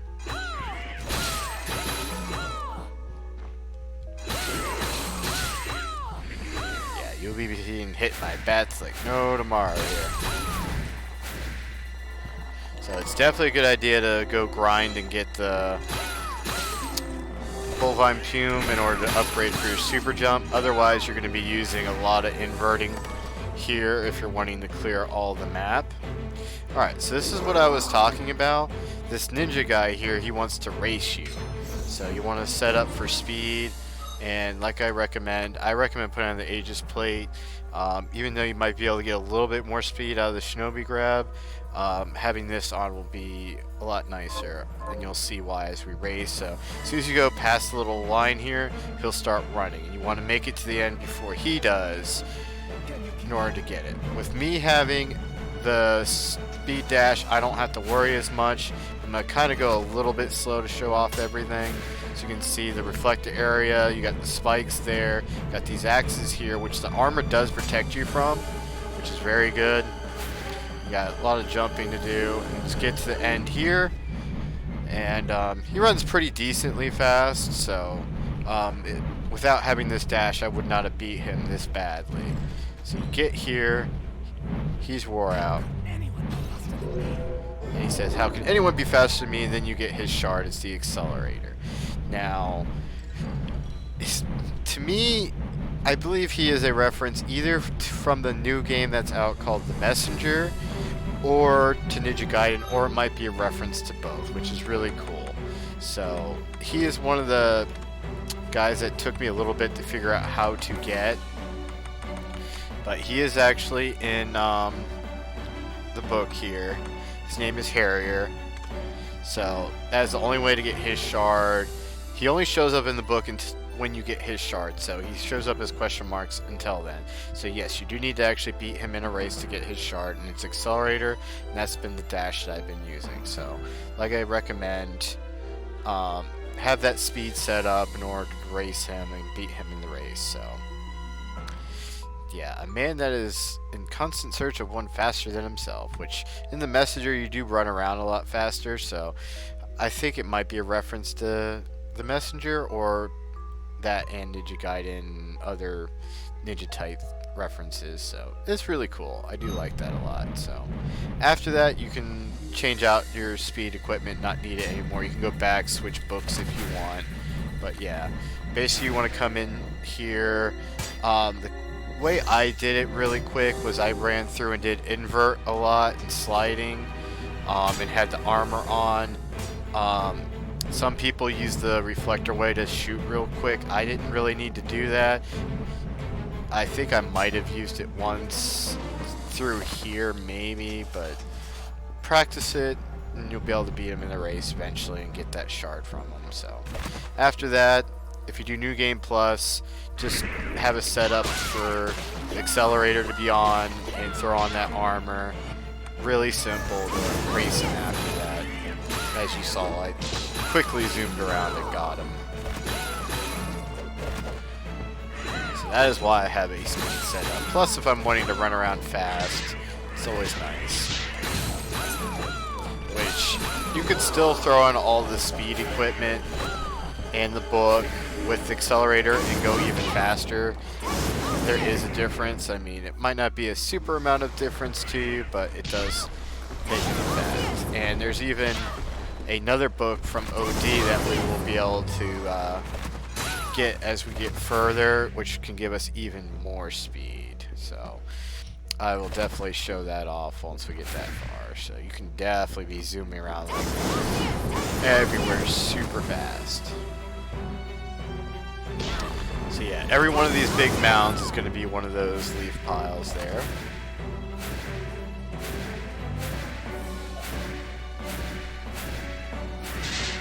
Go ahead and clear out some more of the map. Alright, so now we got the Millionaire's Key. So we can go back to the Millionaire's Room now, which we definitely will do that. We'll clear off more of the map as we take out the next boss. We'll go back and clear out some things. Now, if you remember, that dragon was one of the bosses we fought a while back. He is now a regular enemy out here, so yeah, that is why it's not a guarantee to get his shard when you kill him, because he is considered a normal enemy later on. So hopefully you're good at taking him out, because he becomes a normal enemy out this way.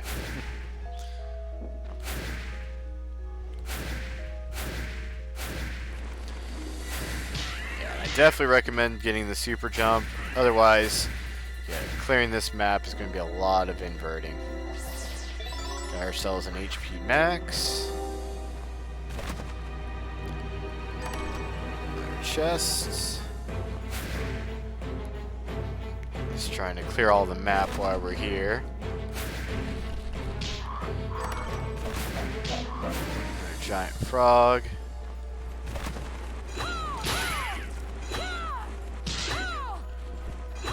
More frogs. Giant MP max. I do like how even those are giant in here. Alright, so we got this big room done.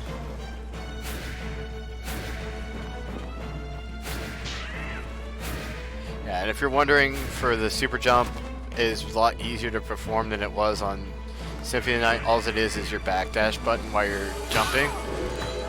So very easy to do the super jump. So definitely real nice.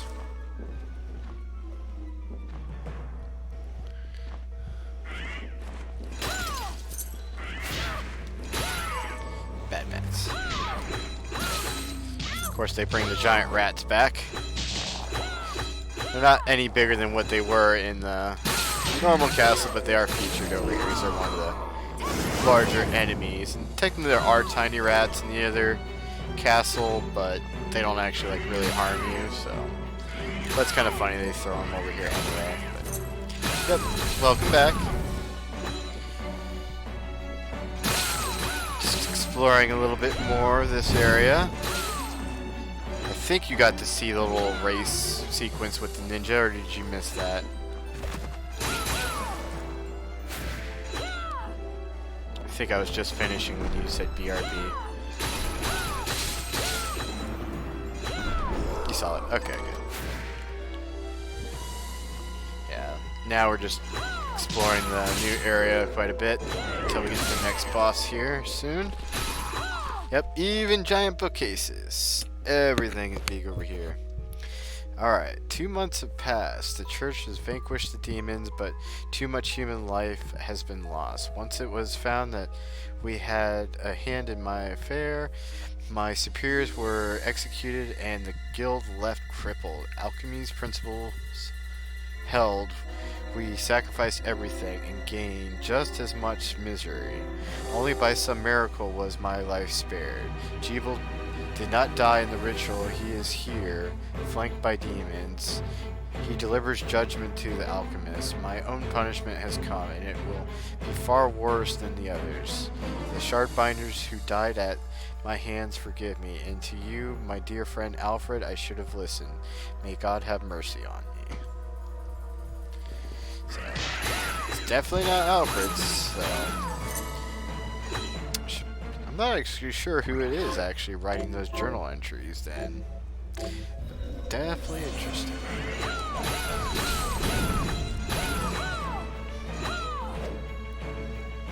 Alright, so we're about to get the next boss here in a minute, but if you go underneath here, you got this chest here, and there's actually one more chest that I did not know about until I get help from a friend. You can actually continue and jump up here. There's a chest hidden. You can't even see it because there's coins blocking it in view. But back here is where you get the Valkyrie tiara. So there are going to be Valkyrie items that we can find throughout the map, and I will show off where the rest of them are as we're able to go get them and everything. So here's going to be the next boss, the Gambler. Let's put your luck to the test. And there are spikes up on the ceiling, so that's something you definitely want to be careful of. They do hurt, they do work.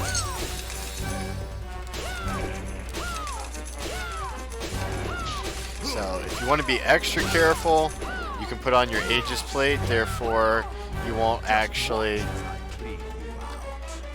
take damage from it. And now he will actually plunder and take away all of your money that you have. So you can see my money's going down. So I think I had about 8 or 10,000, and I'm down to about 1,500 right now. He'll continuously take everything. until you're completely wiped out. So however much money you have, that's how much health he is going to get. There is a max to it because I actually did test with another file where I had a lot more gold. His max that he can steal, well, he still takes all your gold, but the max health he is allowed to have is 99,999. So basically 1 point away from 100,000. So he could be extremely strong. If you have over 100,000 gold, he's going to be very hard and long fight to kill. So he also flicks these coins around that do pretty good damage. Now, if you want to be really cheap about this fight, you can put on that Aegis plate, which apparently I don't have on that setup. It's on this setup. I can put this on. I can invert and actually stand on the ceiling and be able to avoid a lot of his attacks. But he does have a move, ow, like that. It swings at an angle, so you still got to be careful. And he also has a move where he can grab you. And she grabs pretty far away, so you have to be careful of that. But, which is this, and it deals a lot of damage. So as soon as he grabs you, definitely go to your menu, get yourself up to at least 75%. So he does a lot of damage. That is the gambler there.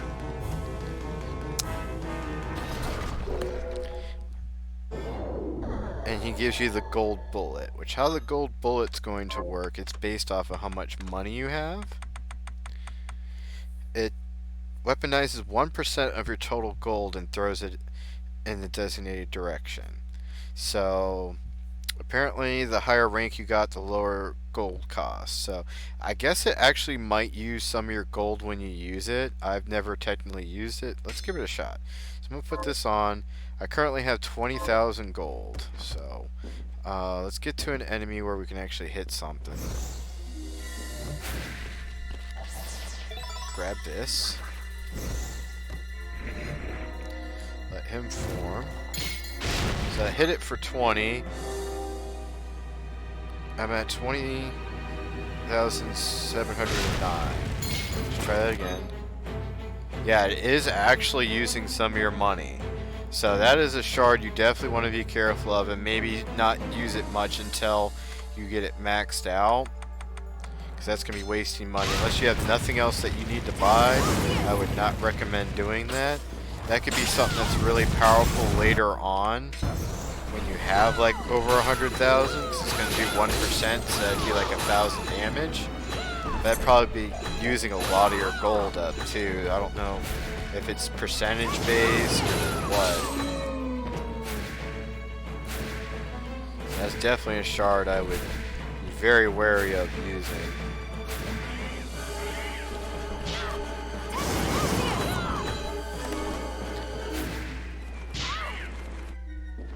Yeah, that's one of the bad things about coming out here is all these bats. Even if you have the dash move and super jump and everything flying around, those bats just can come out of nowhere and smack you and knock you all over the place. So, or these guys, the Furies, them being so large, they come out of nowhere.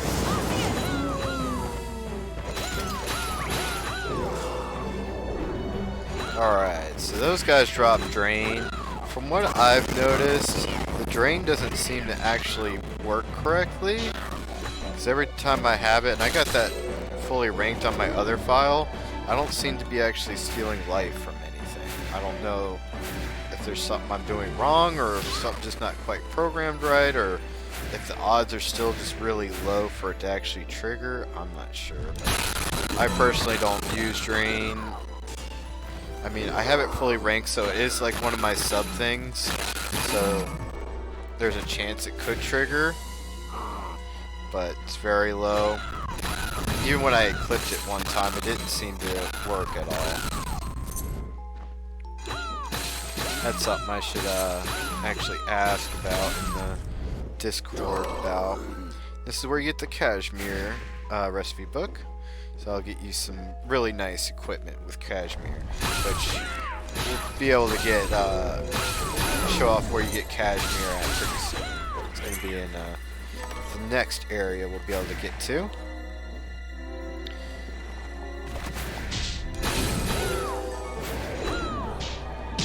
Yeah, when you get to this castle, these big versions, they drop a lot more of the same ingredients that the old one would drop. So the cans that used to drop the gunpowder, you can get 5 for each drop now. So stock up a lot easier on some of the items here. And those big dragons drop dragon eggs. This guy drops one of the rare materials that you need to upgrade some of your familiars. It's the Lion Lord's Mantle. So if you're looking for that, that's how you get that.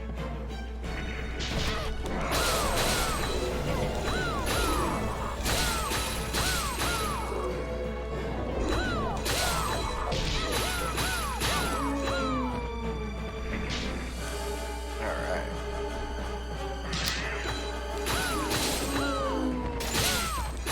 Zooming around too quick, got it where I was going.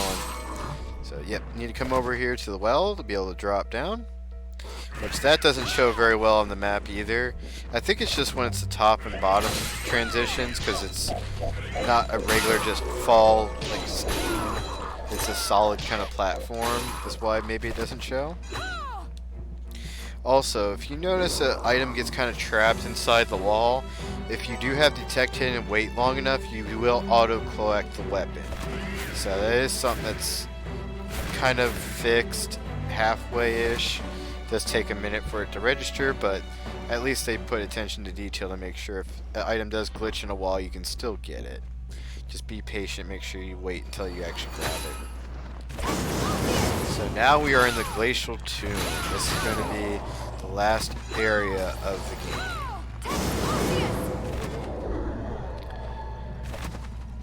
Alright.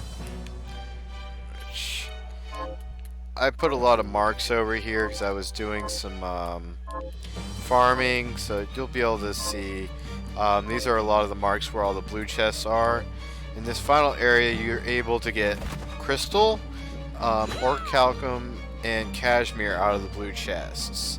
And I think also alexandrite, I want to say. So those are going to be some of the items that are really rare, like materials that are going to be for like the best equipment that you can get. So, and to get blue chests to reappear, you have to leave the area and come back. It's not just, you know, changing screen. You have to go through like a transition room in order to go back and forth. So, basically, what's good to do is come through here, grab all the chests, and then go back out to like the main areas, clear more of your map up, you know, do some side quests or whatnot, come back, grab some more chests. That's kind of what I did in order to do everything. Now get you the crystal armor, which is pretty decent. Got MP max up. You got a little breakable wall here. Get you the weighted ring, which I believe helps you gain more experience, which is pretty good. Oh, we already read this. The Crescent Strokes can be one of your katana moves, which also works with the Zangetsu and the other two swords there. Which that last one, the Grand Aizazu, that is going to be, I believe, like the strongest katana, and that works with like all the katana abilities. That's what I ended up making, and I use as my main katana for my attack setup. So, all right. So now we got the final area unlocked. Like I said, after we got that boss killed, I want to go and clear some more of the map. So, we'll end up, let's go clear out the water area real quick.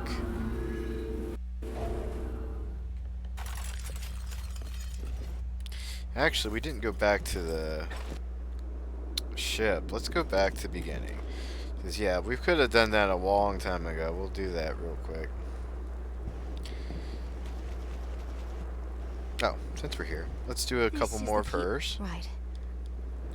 Alright, so the next thing she wants is the Hound Vest. Which that is craftable. How are you? And as I was helping one of my buddies figure out, he had trouble getting one of the things to make to turn in for her, which is the Brigadine. which he had the right recipe book, but the recipe would not show up for him to craft it. You do need to at least find the materials once for it to show up to be able to craft it. So if you're not getting the right things to pop up to craft the thing that you need, go farm some enemies for item drops, and until you get the right item drops to have all the materials at least in your item log, and then the recipe will actually show for you to craft it. So we did figure out how that works. So here's the Hound Vest. We'll turn that in for her. This is it. That gets us the cowboy This is the hat. keepsake. Right. Alright, the next one's going to get us the Warlock's necklace, and you want to do the flame circlet. Now for the circlets, they are craftable, but what you need to do is actually buy the flame circlets from either Dominique or Anne, depending on when you're doing these. And then also you'll need one of the rings, like the flame ring for the flame circlet, ice ring for ice circlet, and then the thunder ring for the thunder circlet. So that's how you would make each Here's of what you those. asked. This is it. I'll get us the Warlock This necklace. is the keepsake I'm looking for. Right. Alright, so we'll do one more for now, the silver tiara. Thank you. Hello.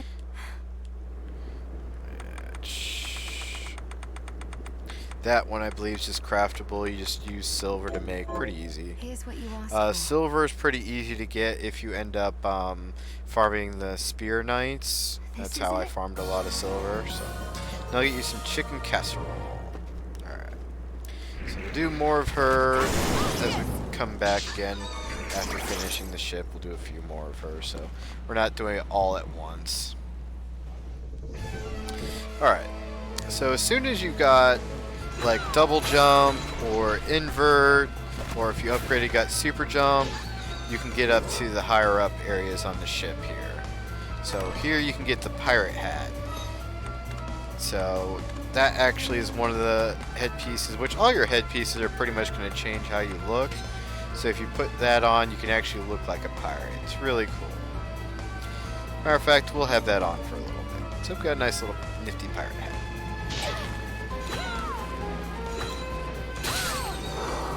I do like all the detail that they put in for those kind of things. There's a lot of the accessories that'll change your look. The actual armors do not. The only one that makes a difference is if you're wearing one of your regulars, should be your regular colors, or the Valkyrie dress specifically looks white like that all the time. So that is one thing that they didn't do a lot of details for the armors, but you get to do the customization with Todd, so I'd say it's kind of is there, but not. And this is an area we could have got a long time ago. I just didn't go down this way. I forgot. So could have came down here and broke open this room to get that. The other room would have been visible before, which has some ammunition, and that's where you get like your first gun at. So you could have had a gun really early without buying one. That's how you would get it.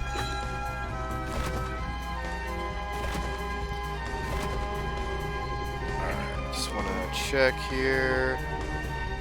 I do want to go up, so I need to go back. Go through here. Alright, now this one you are going to need to have either invert or super jump. There's a chest hidden way up here at the top. If you're using Eye of Horus, I think that'll let you see out far enough. Oops. If you're jumping, you can kind of see that there's a ledge up there. It's kind of how you would figure that out. So Eye of Horus is very useful. That's where you find the hair number 12. So that's how you figure that out. And then for this one, all you need is to run and jump, I think, to make it up here. If anything, double jump would get you up this high for this one. This is where you get the country dress. I think that was early on. Got a little secret wall for some extra health. Alright, a couple little more areas in here, and then we'll be done with the galleon being cleared up. I think this is the route. No, actually. was out here. I always do this every time. There's actually a path right here that I always forget about. Alright, so we're going back to like the very beginning area. Once you have double jump, you can get high enough for this. This just gets you back up here, so you actually can reveal the teleporter, so you can actually get to the ship really quick. So I didn't reveal that early on, so I had to come back here the old-fashioned way. Actually, little poltergeist here, and little chair. Yeah, I do like how pretty much all the chairs around in the game you can sit at. Some ammo and the Culverin, which is a pretty decent gun. So as soon as you have double jump, if you're liking the guns, you can definitely come by and get that. Which, yes, the poltergeists, those do drop the Alkes, which is used for dismantling and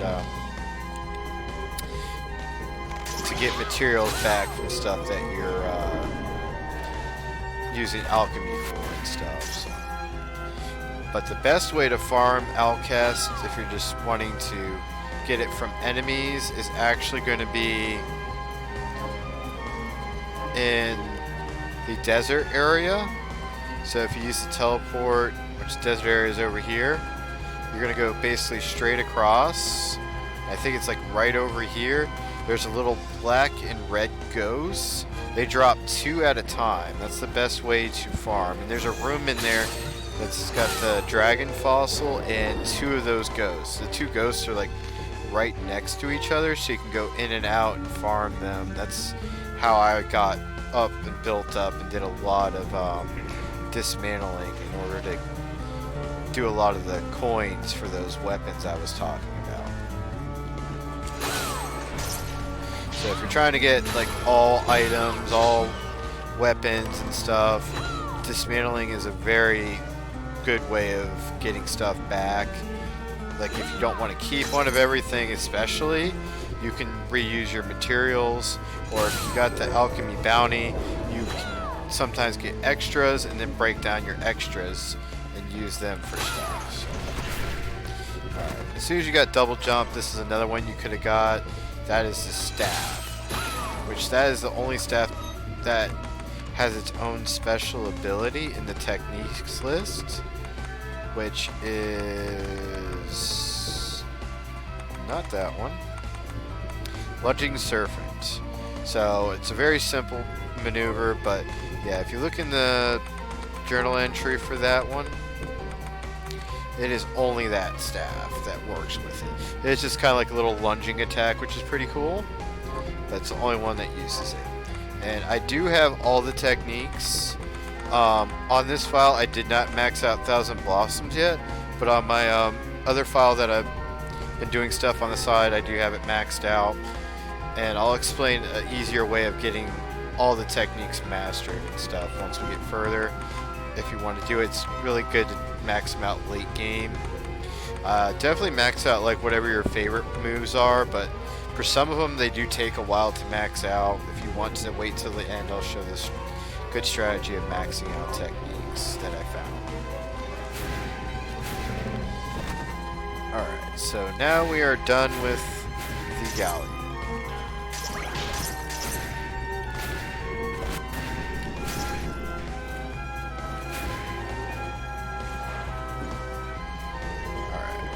Go back to town.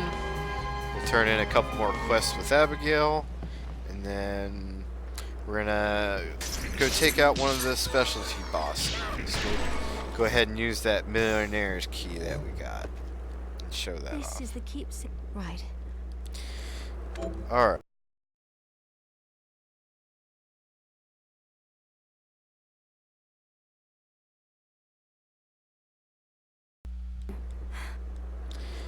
Alright, so silk dress. There it is. Here's what you asked for. This is it? That gets you the maid's hairband. This is the keepsake, right? Next one, she wants a ribbon. Now this is a, can't craft this one or buy it. It's the ribbon. The fairies that are up in the Hall of Terminus, if you kill them, it's an item drop from them. So go farm them, that's how you get it. which is actually a really good Hello. accessory, which I use. It has pretty good luck on it, and it helps you resist a lot of the different status ailments as well. So I should have a few of them. Yeah, I got the full 9 of them right now. I've got Here's what killed you so many asked of those for. fairies. This is it? So it's also a good way to kind of earn a little bit of money too. You can sell those. I think they're like 900 a piece. So This is the if you need a little keepsake extra I'm gold, looking- those are Right. nice. Alright, and then now she wants a diamond. This is where it's starting to get harder to get some of her stuff. Diamonds, like I said, you can get in the glacial tomb area in the blue chests. It is random what you get in the blue chest, so you might have to do it a few times to get a diamond, but otherwise there are other ways of getting it. Those are the easiest ways to get extra How are you? diamonds. So that's going to be under materials. It's going to be near all the different rubies, which I might have passed. Okay, yeah, with your ruby, emeralds, and sapphires, and diamonds right after that. Here's So what I've you collected asked a for. lot of blue chests, so yeah, I got a This is bunch of it? diamonds. So I was collecting to make all the equipment, so good supply of them. This is the We're actually keepsake almost I'm done with looking all her for. quests. We'll Right. just go ahead and finish her off, Us. show her our quests. Then she's going to want the orichalcum. Like I said, it's another one of those that you get from the blue chests Thank you. in the glacial tomb, How are you? which that is used for a lot of very good equipment, so definitely make sure you collect a lot of those if you want like the better equipment. Here's what you asked for. This is it? That gets you the Fortress from any rare. It gives you This is 3 the of them. keepsake I'm... Right. Now she wants an ancient tiara, which gives you the Solomon ring, which is a very good Thank ring that you. I use. How are you? Which this is craftable. It takes a lot of like really high-end stuff to make. I think even it might take an orichalcum or alexandrite and stuff to make this, but yeah, it's gonna be one of the later crafting things. So it does take a while to get one of those. And Now then all the after death you will be craft it, remembered. you can buy it. So if you don't want to make a bunch of them, you can go and buy one after.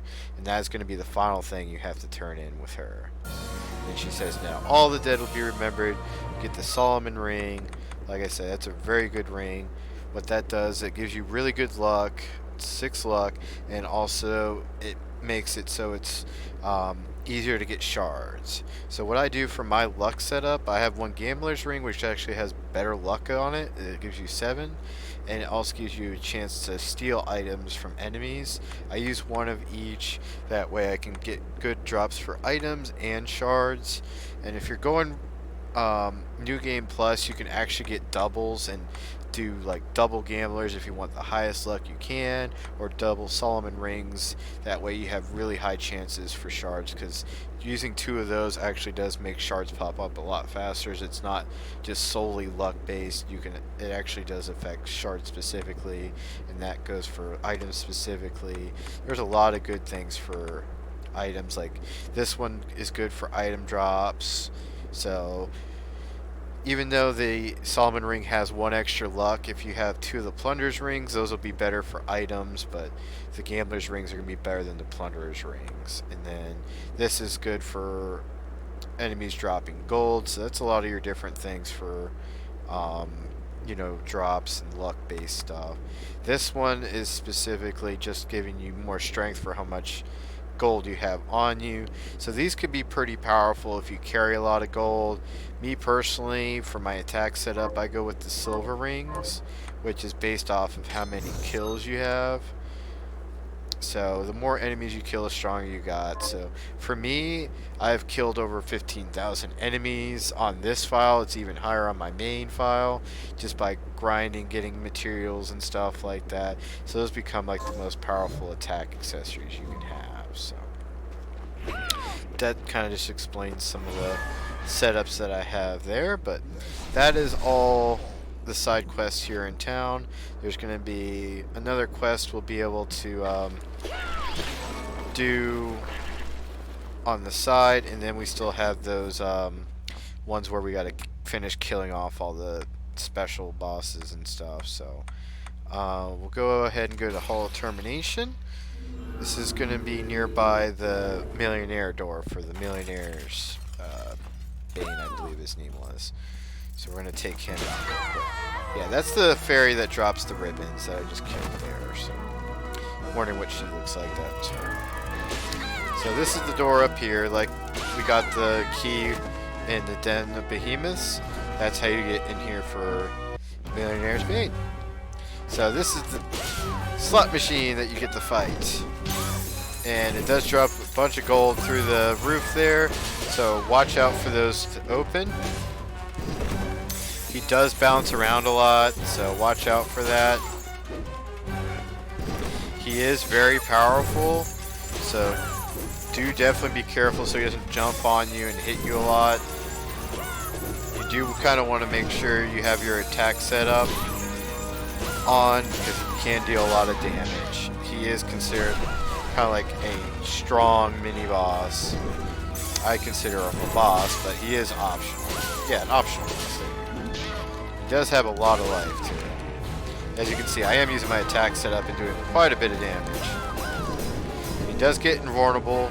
He will do different things. That is going to bring out bombs, so either invert or keep doing super jump to stay away from those bombs blowing up. Got him. He does have a few other combinations he can do where he does have some cannons pop out and shoot cannonballs all over the screen. You can get very lucky at one point if one of the combinations does. He actually commits suicide and kills himself and throws money everywhere. And another combination, he'll actually summon the little Lily enemy in the background out, and she'll come out and fight, and he can keep summoning her multiple times. That can happen. He does come back if you come back into the room, so you can keep fighting him for experience, and he does have an item drop. It is the Imbrued Fang, which is used to craft certain weapons. But just wanted to show that off for the special, he's considered a quest enemy. And here's where you get the gauge glasses. That was a breakable wall. I forgot to go in there and actually clear it on the map, apparently. That's where you get those, though. Let's clear out the rest of the map while we're over here. Now, up here you need invert or super jump to come up to this chest. I'll get you the boltang. We could have been down here just to get this, but well, I didn't. Just a little blue chest there. We'll sit back to luck so we can get through here quicker.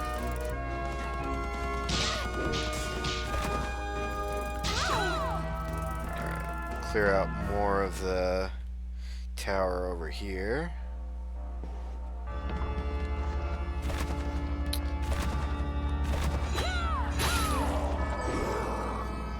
Alright, gets the health max up. Come up here.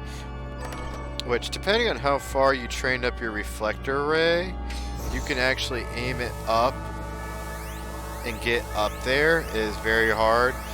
Mine is not maxed out on this file, so I can't get up that high. So otherwise you'd be using invert to get up high enough, or if you've gotten super jump, you can get up that high like I did before. So you do need to come from the other side to unlock the door. I will show that off, how to unlock that to get to the other side. So, forgot I did not do that when we were over in the Oriental Sorcery area before, so. Alright, so we got Hall of Termination cleared out. Eventually we'll clear out the machine area, and we'll get the rest of these areas in a little bit. We'll actually go back to the Glacial Tomb area and do some more there. So, just a nice little break in between doing story, so a little familiar leveled up a little bit.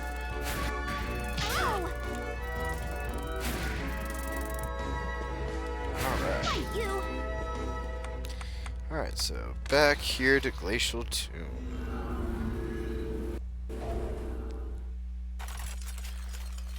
Actually, let's go back here real quick. I want to double check the books.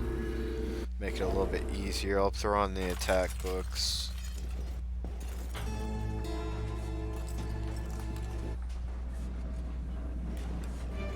Here to take out a book? Alright, so yes, I don't need luck right now, so I'm gonna do the strength book.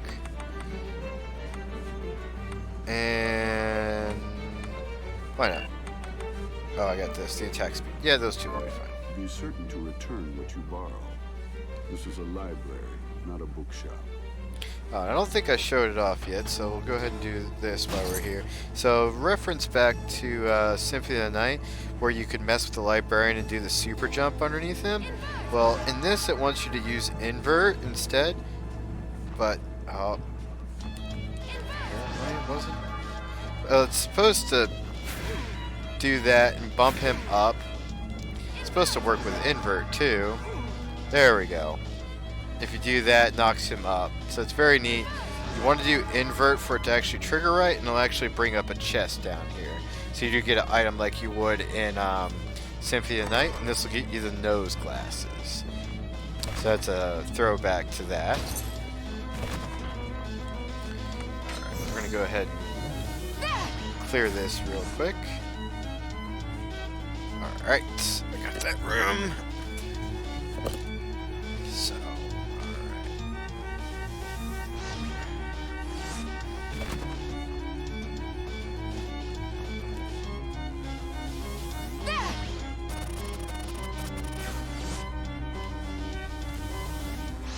yeah, depending on the angle, you can reflect around a lot on that. Oh boy.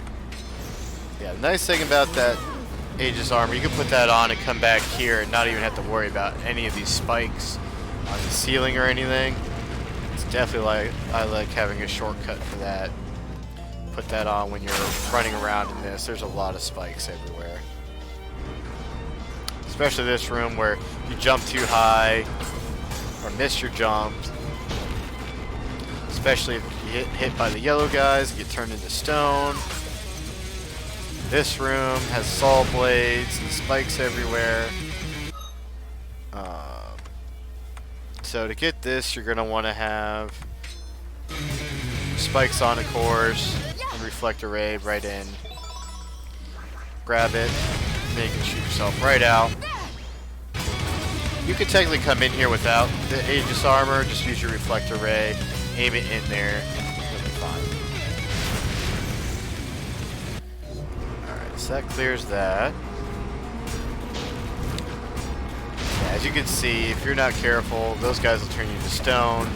You can fall right in those spikes and get ripped apart. Very dangerous in this place. Alright, now we should be safe. Get out of there.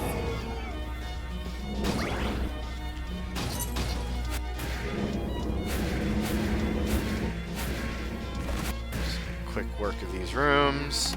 This is another one of the mimic spots.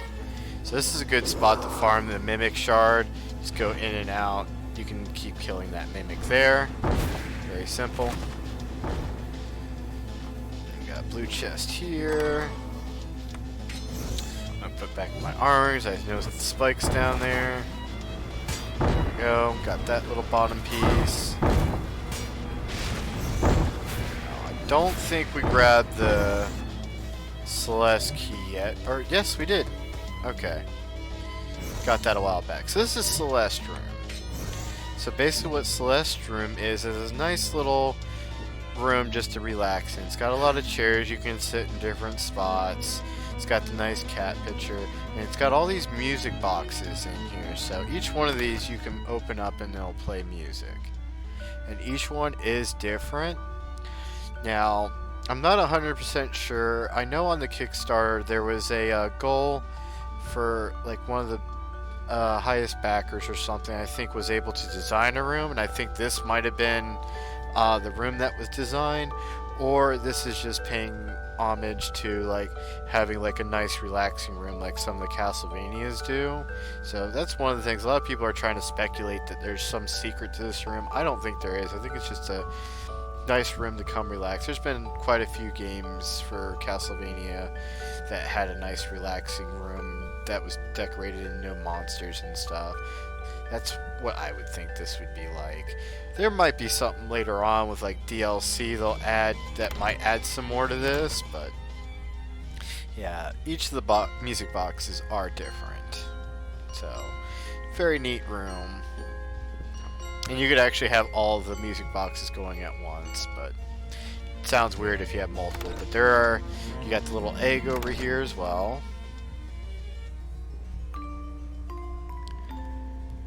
Very soothing. So you got that one, the green one I opened. You got this one here. That was more mysterious. I really like that one. It's pretty cool. Then the blue one I opened, and then you got this little pink one here that kind of spins around too. A little bit more joyous, a little bit more kid-friendly.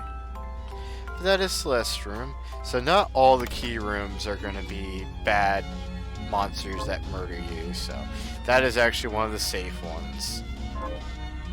So we took out 2 of the key rooms. We do have 2 more. We had the warehouse one over here, which I believe we still need the warehouse key. And then the carpenter's room, which is up here, which I know I didn't get that one yet. Let's check our inventory. I'm pretty sure we did not pick up the warehouse key. No, we only have the Celeste and Millionaire key so far. So we do need to continue on to get the rest of those keys. Alright, so we do need to head back down. We'll clear out this corner here.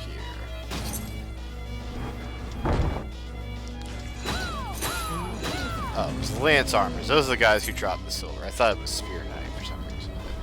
That is the guy who I was talking about,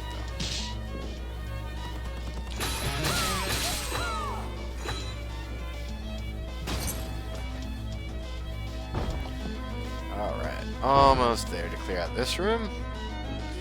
Alright, now that you have all the powers, you can actually change this and put that back up. That way you can jump freely and get back and forth easier. Alright, that's another one of the different attacks.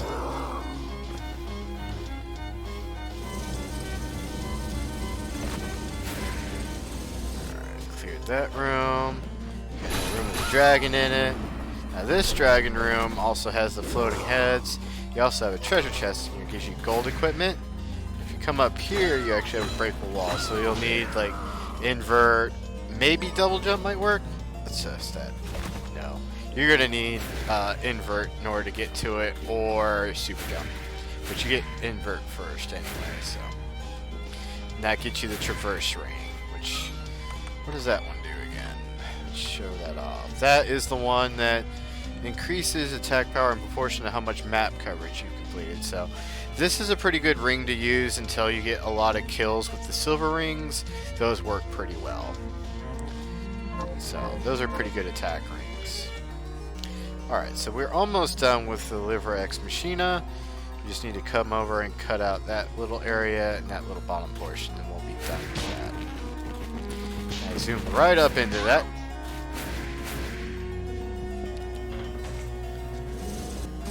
Oops, didn't mean to jump up there. There we go.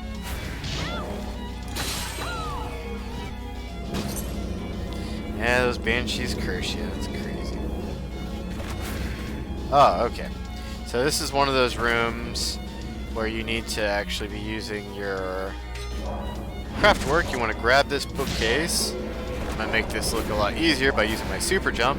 But basically you're going to jump on all these conveyor belts and bring that bookcase, put it on there, and then that's going to open up this side area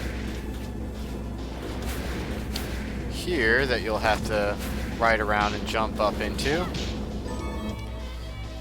This is how you get one of the other crystal shards for your Silver Knight to rank him up more. And of course you got another little chair you can sit in. So that's how you get to this little side room here. It's just blocked by that. What's real neat about this machine area is a lot of those rooms that you end up opening up with switches and stuff.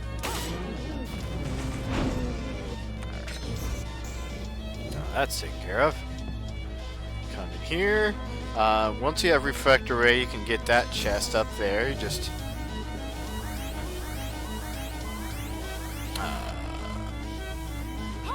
aim it in a way where you can get up there.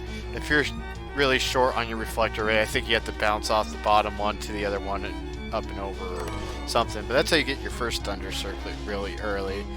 Of course, I waited a while before coming here, so I just now got mine. But yep. All right. So that clears that. Let's go clear out this extra little corner here, and we'll be done with this area. Ow. Which I think I just went the wrong way, didn't I? Yep. Alright, put on my spike.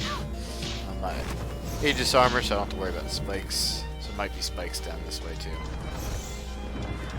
No liking the spikes.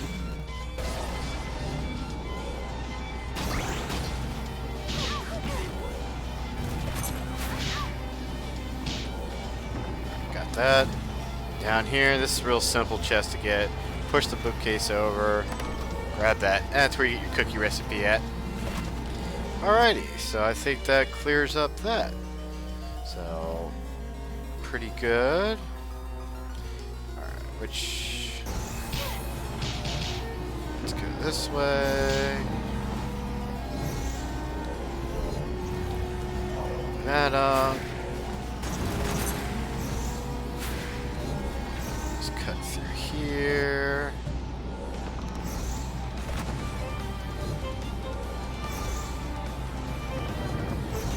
Why not? This is a quick way. We'll just go up into the teleport and then go back to our glacial tomb and continue on.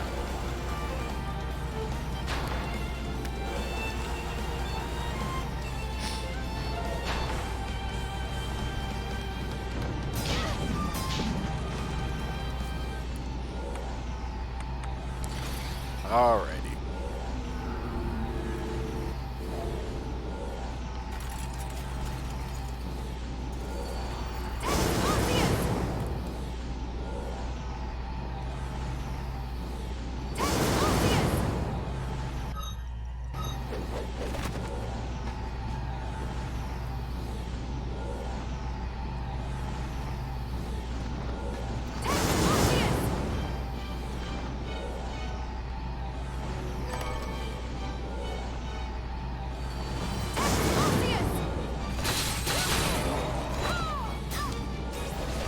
Alright, so we're gonna have a lot of those demon lords, a lot of ice elementals around in here. Careful these guys throwing the big axes. Those axes do a lot of damage. We got the tracers in here, which I believe can also curse you, so be careful of them. Yeah, see, those are still doing 100 damage to me, and I am high level. These things hurt hard, so make sure you dodge them. As soon as you kill them, they no longer do damage to you. So as soon as you kill him, if the axe is on its way back, you don't have to worry as long as he's dead. This gives us the warehouse key. So after we take out the next boss, we can go back and go after the warehouse. And I believe as we're going through here, we'll eventually find the carpenter's key. So we're almost gotten to all the areas. So.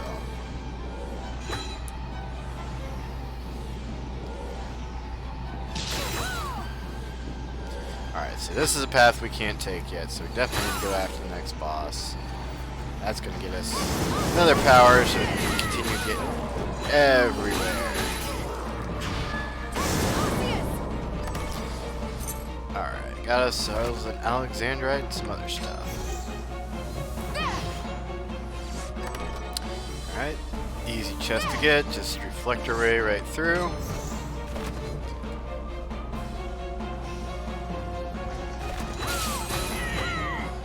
I actually need to be a little bit careful. I'm like under half health here. So I'm going to switch to my healing setup.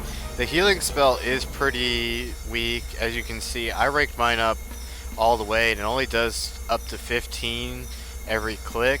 It is very slow. And with me being high level, it's now not using a lot of MP, but early on this thing would drain a lot of MP. So this is something you only want to use when you're not surrounded, or hold it constantly when you're in a big battle to slowly get health back, because yeah, 15 every couple seconds ain't very good. So alright, now we're back at full, we're good. Yes, we're in the final area. A lot of this stuff's gonna hit kind of hard, so wanted to get back up to full. Oh, we just got to the next save room. I could have made it, but better safe than sorry. Yeah, currently what? Level 84 on this file, so.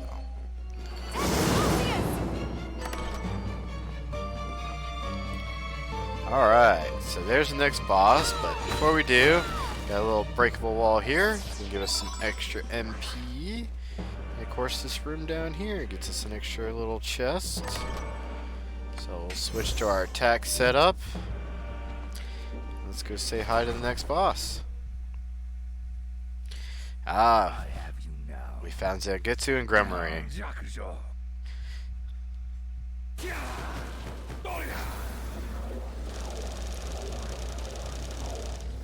Fool, you just made your last mistake. Good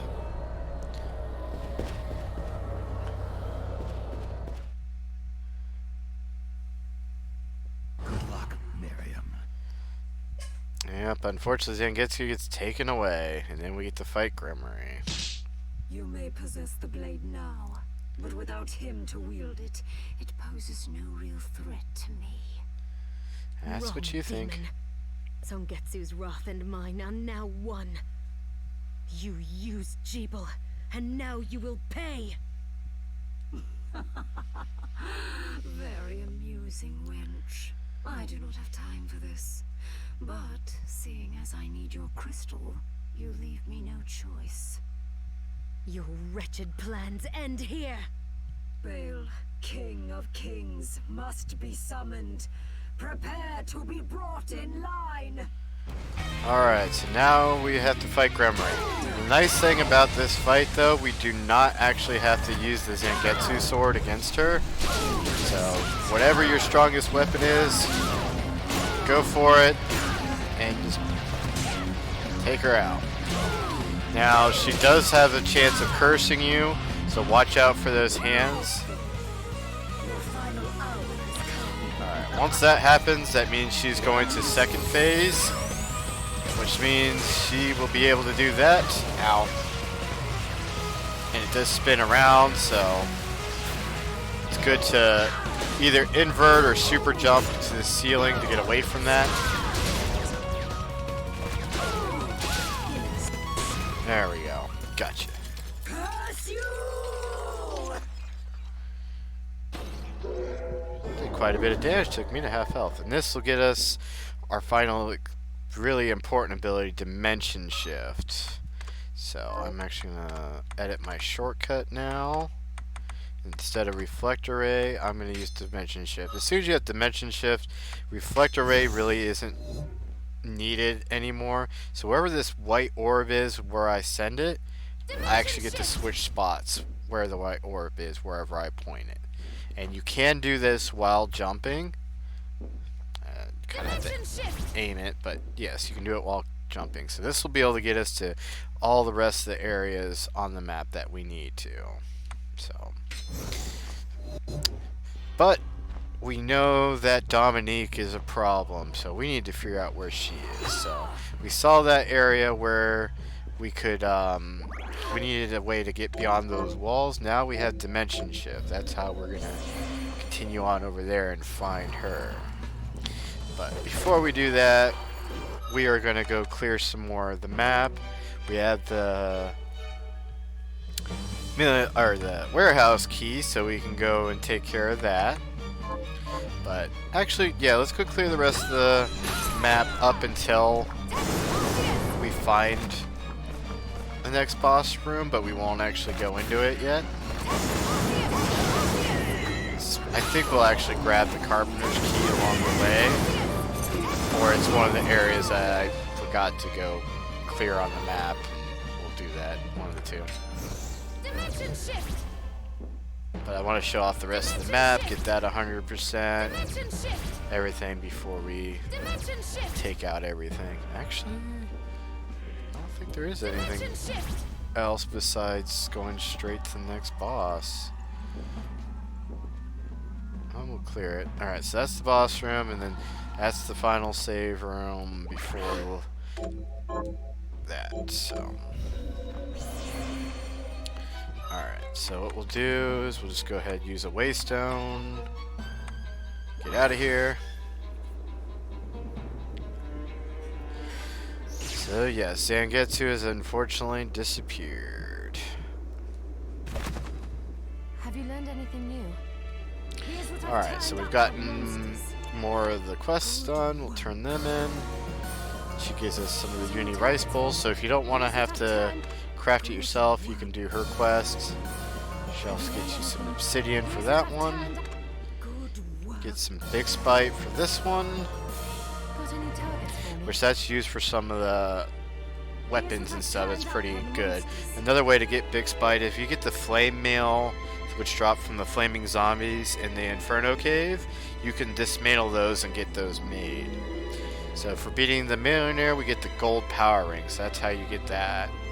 Good work. Alright, so now we have 2 more left. Where we got Avenge Richter, which we gotta go take out the Revenant, which is going to be our warehouse key. And then we have to Avenge Julius, which we need to go beat Koji Igarashi, and that'll get us the sword whipped. So we're almost there. Almost there.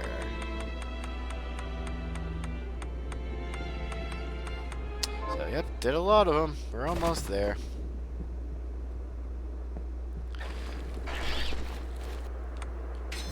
There we go.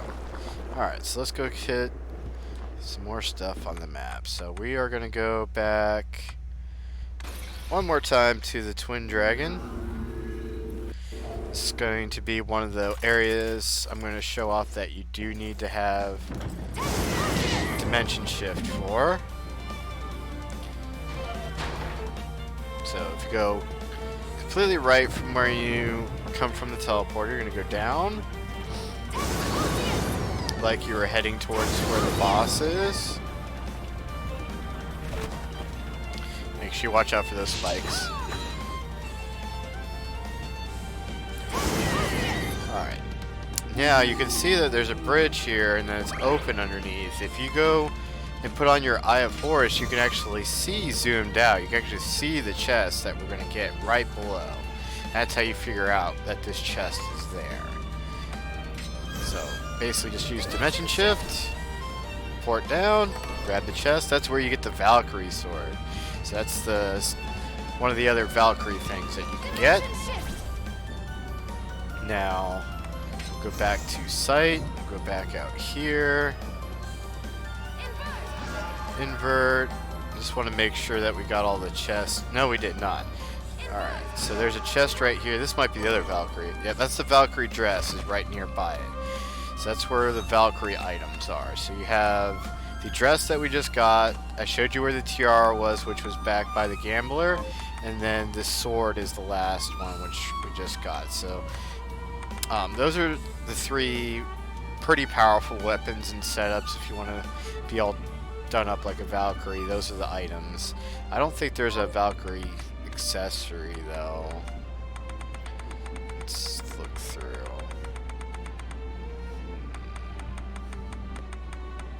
No, there's not. And then this is all the scarves. There's nothing specific for that. I mean, Over the Rainbow would probably be the most, that's the strongest scarf that you could use, but that's where all those rare ones are. So there is another couple things that we're going to be doing with Dimension Shift.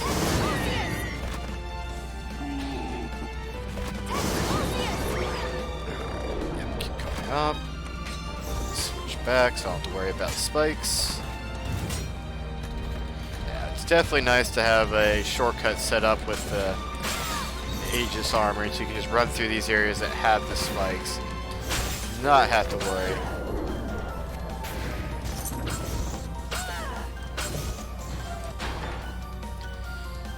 Zooming around. Alright, so now we are going to go back over to the Oriental Sorcery Lab.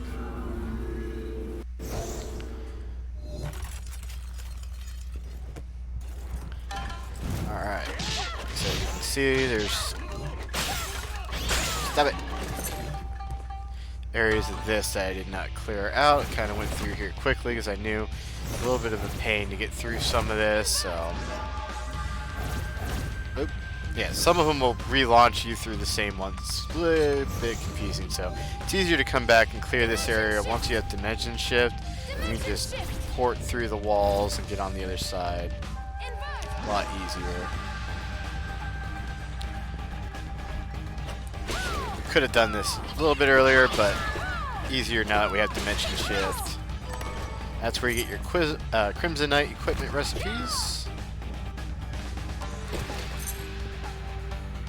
So that you did not have to have Dimension Shift for. There is something over here you do need it for, which we're about to do here in a minute. Oh, stop that.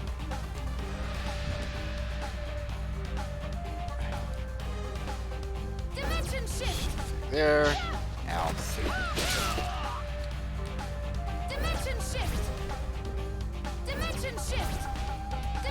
Alright, you could get over here normally, but this one specifically right here, if you run through it, it's going to take you up here. And as you can see, it doesn't always take you back to where you go if you go right back through it either. So, but once you get over there, you actually want to use Dimension Shift to get out the other side of it, because this wall here is breakable. So that's the only way you can get over here to get this chest.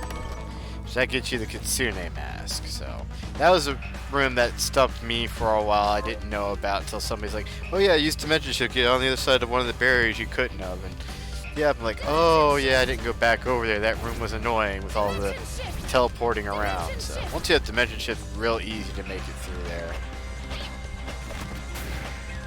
So we'll do that. Just gonna clear this up here. And remember what I said, there was a way to get on the other side of that locked door? Yeah, it's from the Oriental Source Lab. You just had to come up and go right here. We could have unlocked that earlier. I just forgot to do that, so do that real quick. Little book over here. That's how you learn the backstab for the Bandit Blade.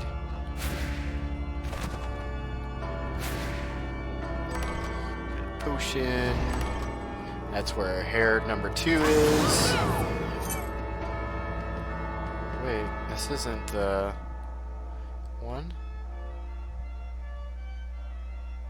No, that's from one of the other areas. I could have swore this was how you unlocked it. Well, I know there's a way to unlock the other one. With Dimension Shift, you can just shift through and get to the other side, so. We will clear out the rest of this map here. Or was it this room? No, that's where all the spikes are. So now we need... This is where we were before, so you have to get it through the cathedral and get up over there, I think. Anyway, we're gonna get this cleared.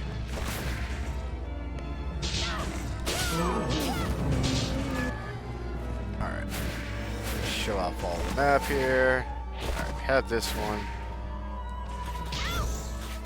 Zoom over here.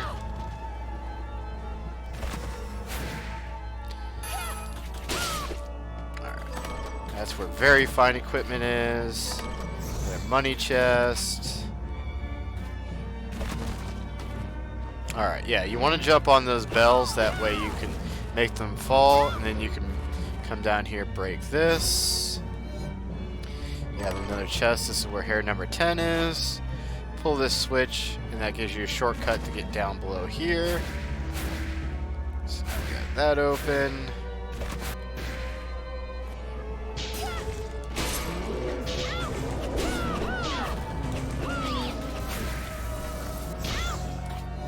Easily get up here now. All you needed was double jump to get up there, though.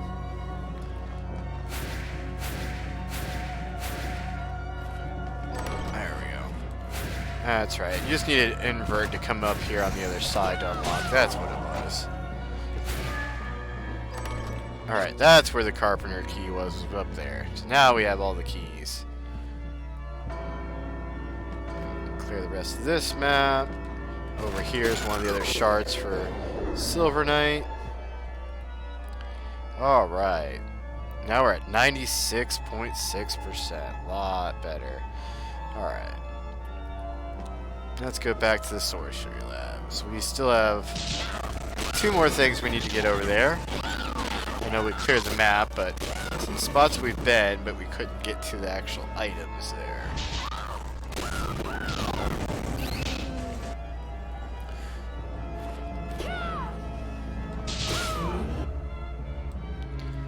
Almost there.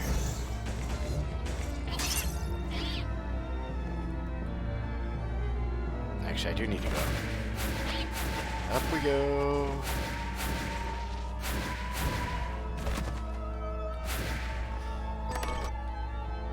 Dimension shift, double. Dimension shift! There we go.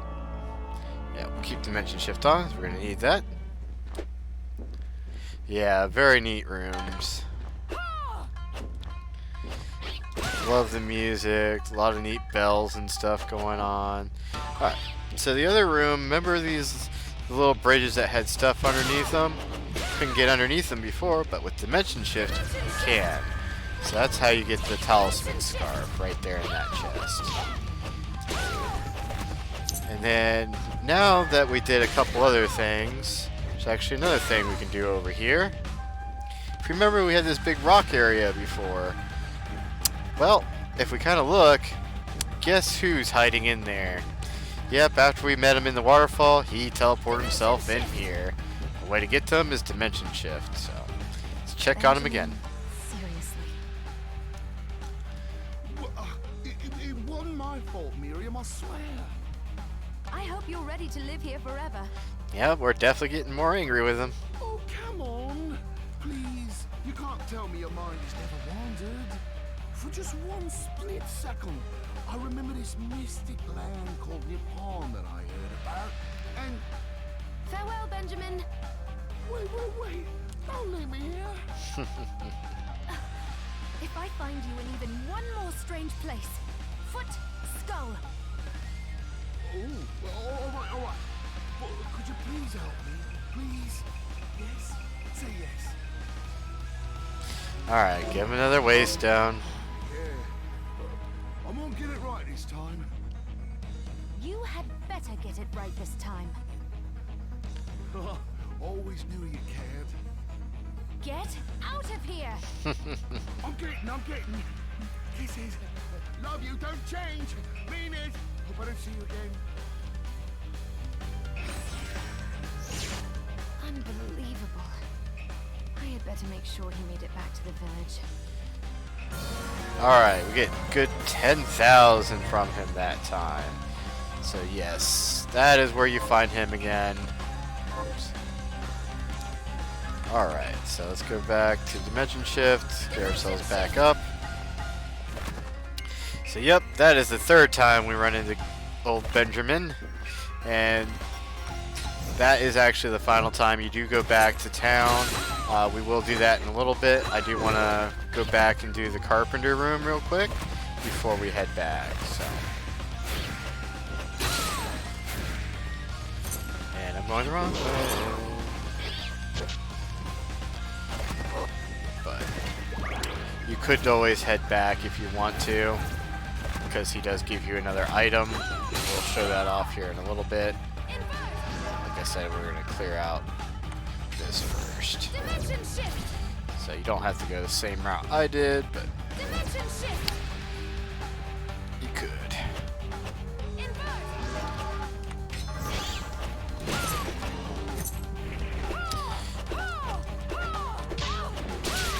Wait, I do need to go this way.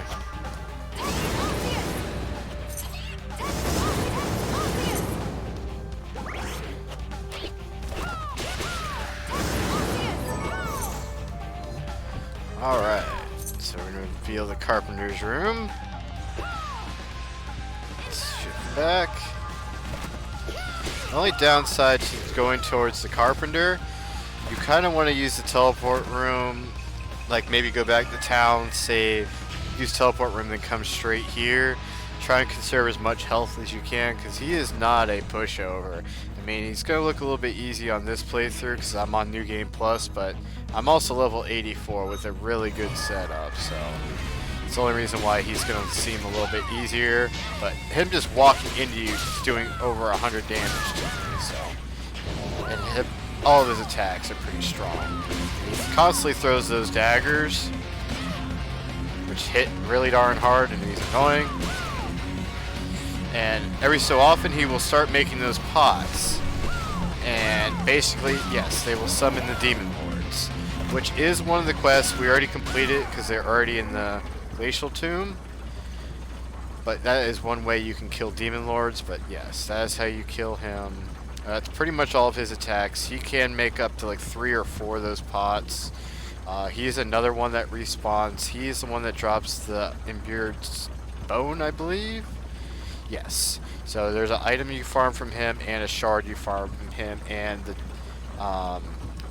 the Millionaire's Bane as well. So go ahead and bet back to town now that that's taken care of. We'll save. I think we did a quest already. No, so we need to go after the Revenant and then IGA. Okay, but we'll check in on old Benjamin buddy here. Oh, Miriam, look who made it home, huh? Well done, eh? Thank heavens for miracles. I know. Sorry for, before, but here, take this. Gives me the advisory ring. Oh, what is it? Oh, just a little family heirloom. I think it'll serve you better than me. Thank you, Benjamin. I appreciate it. Alright, so that's an accessory. Let's see what that does. Advisory ring. Oops. Alright, a ring that causes status inflictions to increase your power. So yeah, basically it's going to kind of like hinder you, but also make you stronger. But my silver power rings are a lot better than what that does. So to me, that's not very powerful, but it could be powerful for you if you don't have a good setup yet. Hello, miss. The samurai man sent a letter. What does it say? Oh, in the great garden, seek the lunatic moon. So that's the hint how to be able to open up the Den of Behemoths. Moon. Of course. So that's where I should go. You understand what he means? Whatever it is, it sounds scary. Yeah, if you check the shop more often, you'll get those hints sooner. Me, I don't come as often, so I'm getting these hints a little bit late, What would but you like to buy? Is this pleasure doing business? just stock up on our Pleasure doing healing items and refill our waystones, Is it? Oh, thank you. just because I can. Alright, so we're actually pretty close on maxing out everything. Our quests are almost done. We had basically we've done everything except for the last 2, I believe. So that's almost all done. Which we're going to complete those here in a minute. Oh yeah, let's go save first.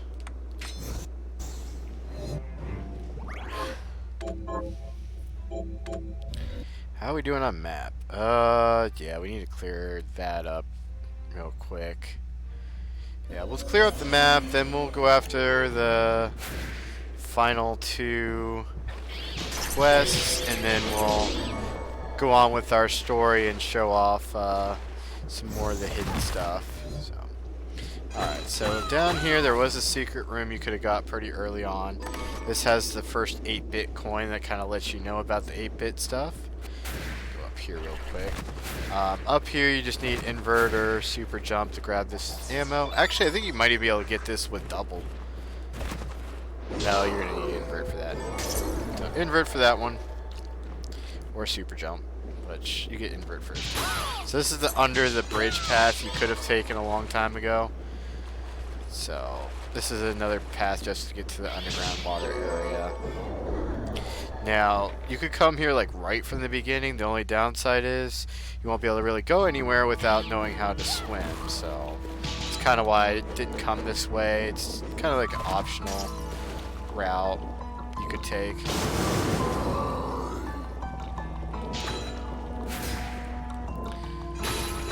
Just has some fish in it. But if you do come to this area early on, those fish do hit really hard. So you could get about like, I think you can get a little bit far down here, but not incredibly far. Alright, so that clears that. Alright, so we do have a spot there, Basically, we gotta work our way back to the Inferno caves, because I didn't go back through there with invert, so we'll clear all that up. Then we'll teleport back up here, clear all this out. Then we'll come back and hit warehouse. We did do carpenter, so that's done. Over here is going to be one of our other special fights, and then we'll go continue on after that. Alright, so work our way down and then to the left. Sorry. Alright.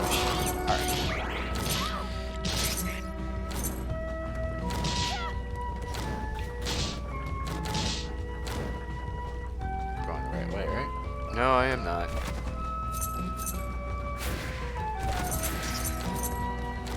Well, at least we can make good time with our accelerator dashing. Also rack up on the money. All these candles are... Oh! Missed that breakable wall earlier. Extra MP max there.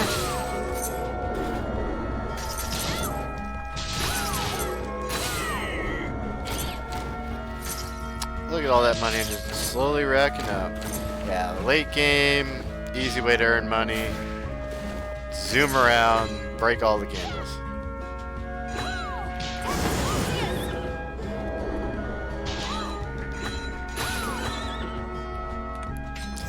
Alright.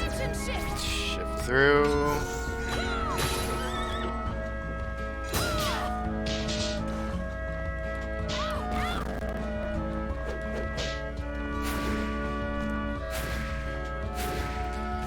Alright.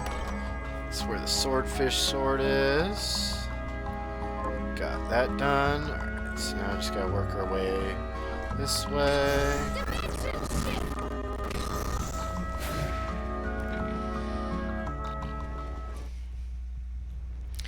Alright, so we'll get this map cleared up pretty quick and we'll be good to go.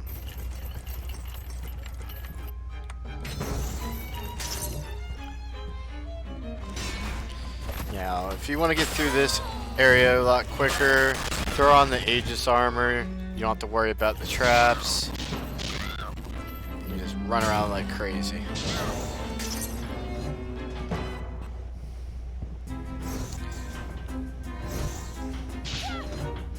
I'll still run into enemies and get hit, but don't have to worry about the traps doing damage at least.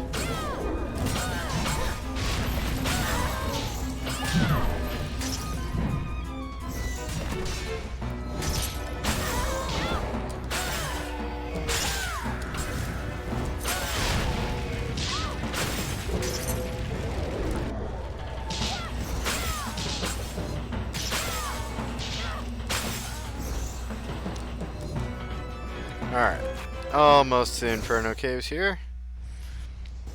There we go.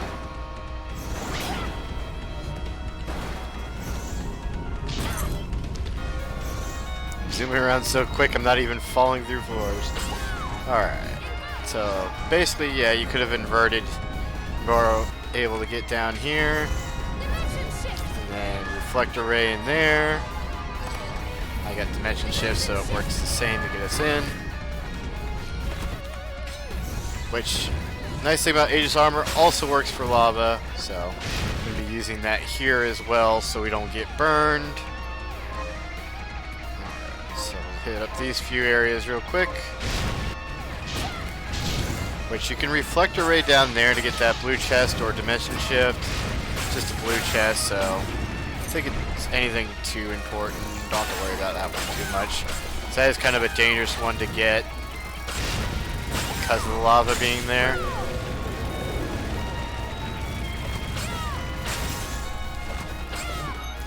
Do be careful, those guys can poison you, which they did poison me and took out half my health. Not fun. Mimic there. Alright,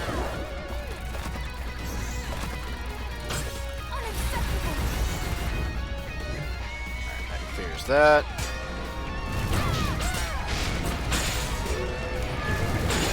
Bad zombies. This is one of the breakable rooms. So, since there's a breakable room there, this is actually where I farm the flame zombies. Come back and forth, If you're using lightning, you can hit both of those and then come back, kill him. It's a good way to get those flame mail drops. So you can either sell them or dismantle them or whatnot, because that gets you big spite or gold. So really good ways of getting that kind of stuff or dismantling. Alright, so that gets you the risk ring, which is, it lowers a lot of your stats but increases like your attack. I don't use it because it lowering a lot of different stats. The lethal ring, I believe that one, I forget what that one does. Let's see.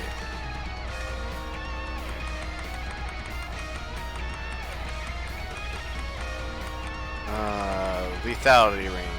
It's one that boosts up your critical hits. That's right. Okay. So that's what that does. Honestly, I'd rather just have ones that just straight boost my attack.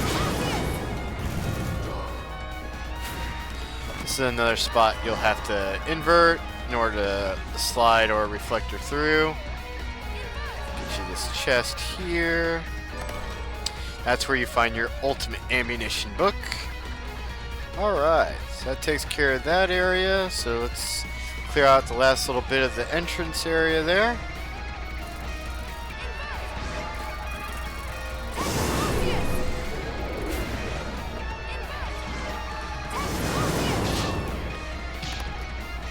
Yeah, we'll hit the save room, just refill our health here. Alright, so up to entrance.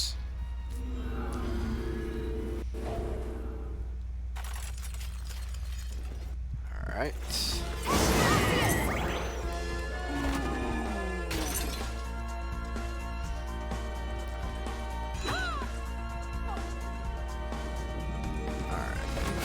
Go up a little bit and over.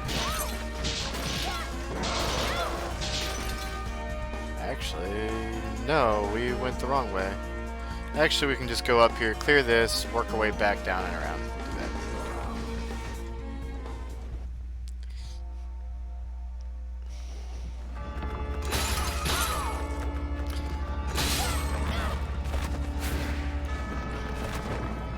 Bad demon.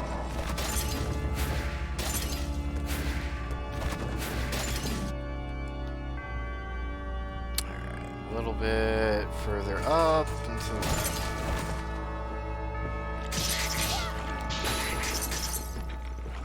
Alright, almost there.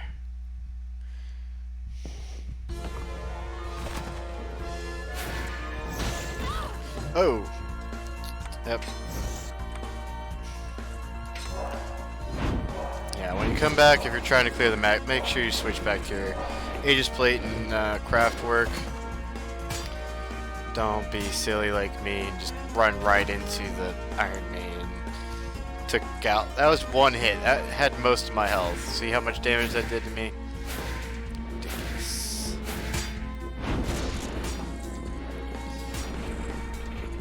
That or just clear all this at once and I don't even need to come back here. Alright, so that's cleared. Now we just gotta drop down and clear the rest. Which don't I have that yet? Let's do that.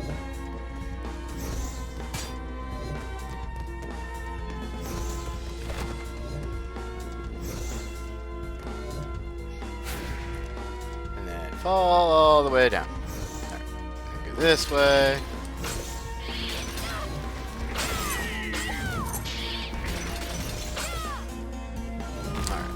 Zoom up this way. Could have got this a while back, I believe, with double jump.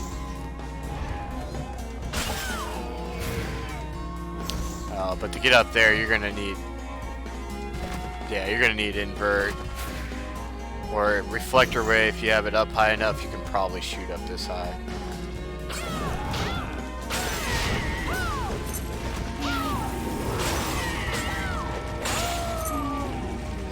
Some chests with emeralds in it, ammo capacity.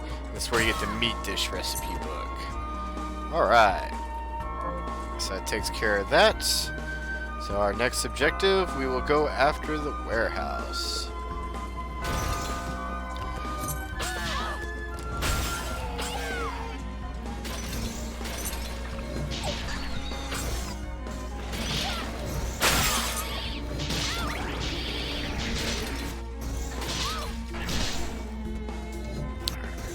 since we're here, we'll go ahead and save and get up our health.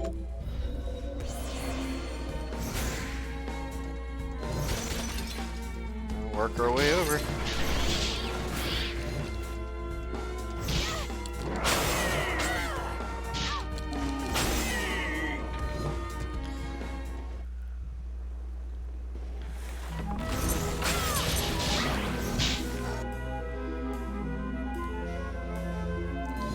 Alright, so this is going to be where the warehouse is.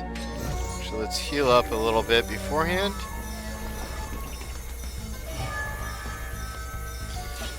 So it's going to be the last of the key rooms that we need to do, and then we will show off a couple of special things.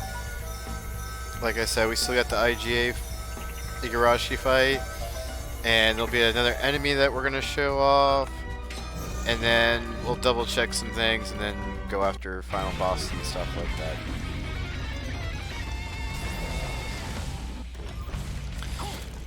that. Alright, so this is definitely a reference to the old Simon and Trevor Belmont. That's what the Revenant is.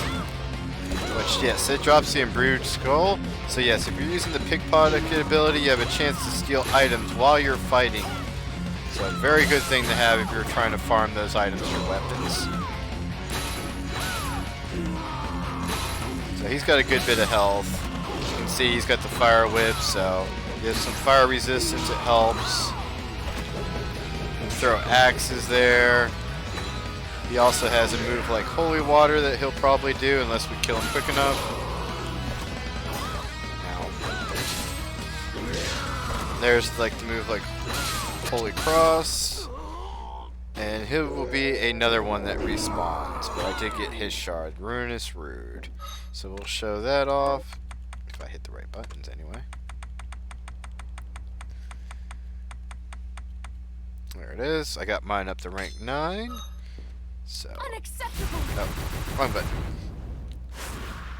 I got it ranked up, so mine's very large, so it's like the Holy Cross, but very big, very blade weapon, very cool. And then this one is a special shard that you actually get from another person that we'll show off here in a little bit. Alright, so that's done. Alright.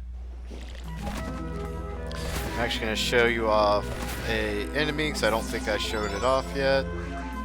Or actually, Witchy, you're still there, right?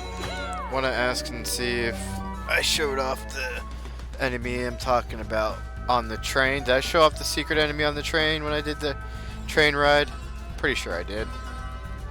Now I think about it, I think I did.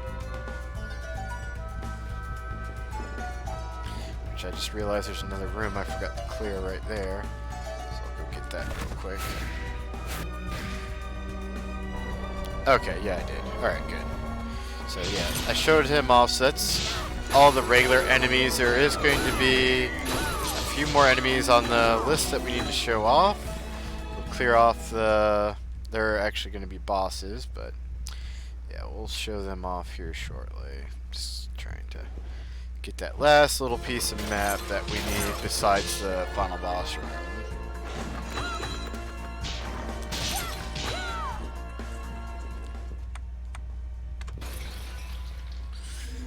Apparently I forgot to do a corner over here.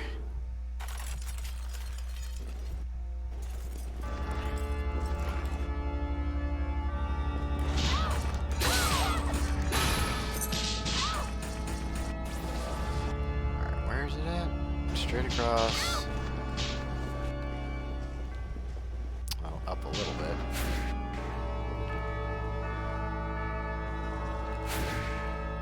There we go.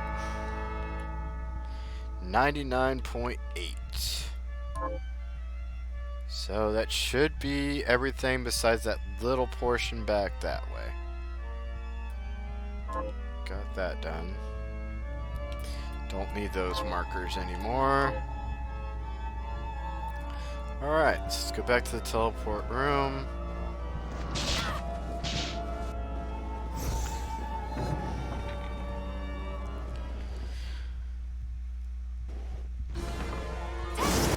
I went the wrong way, didn't I? We can go this way anyway. It's not that far.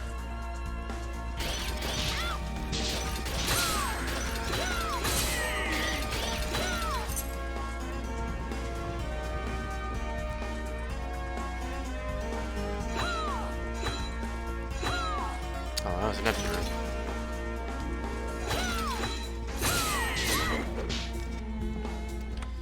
Alright. Go back over here.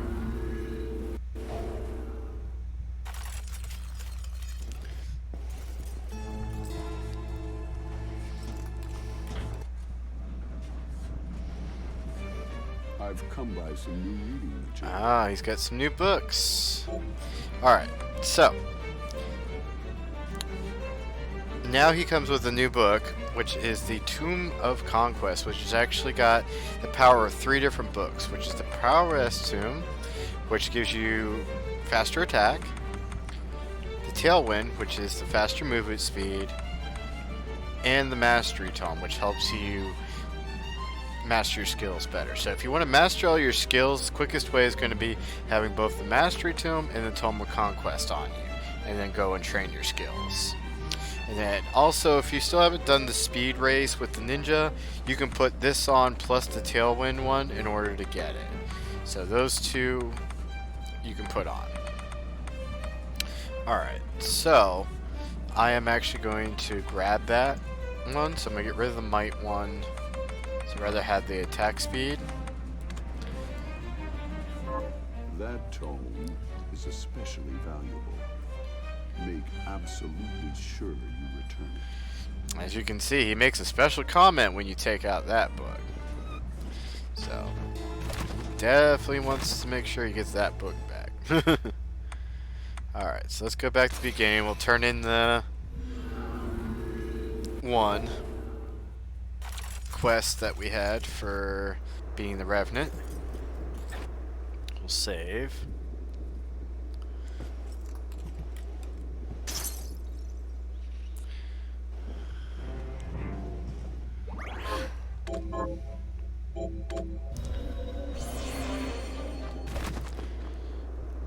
Got any targets? Here's what I've turned up. Good work. Here's your reward. That gets you the Bandit's Plate. Now that is technically all the regular quests. I know I have one more quest, but this is actually the DLC that you get for being a Kickstarter backer, or if you buy the extra DLC for $10 that lets you fight Igarashi. So we will go and do that next. So, but that would have been the last quest normal. The one that we just turned in. So, good old Igarashi is going to be back in the throne room where we fought Jeeble. That's why you saw another door appear as I left. There, he appears as soon as you beat Jeeble. If you were to walk back in there, you would have been able to fight him right then and there. I wanted to save him towards the end, so now we are going to go after him. But this fight is not easy, so definitely make sure you go prepared. He's going to do a lot of damage and whip me around the room.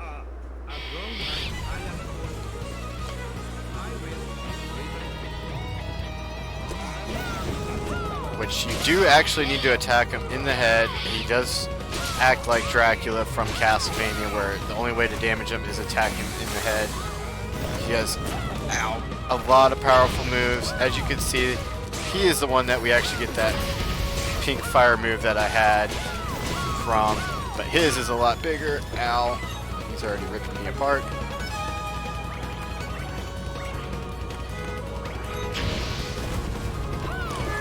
So definitely go all out on this guy.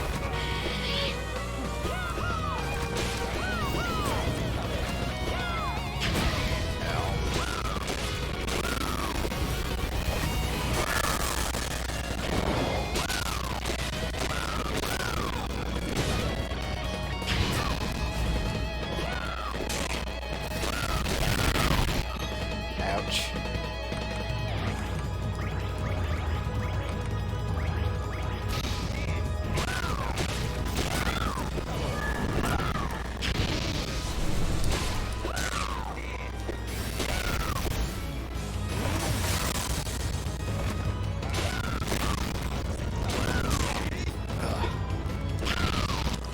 Gotcha.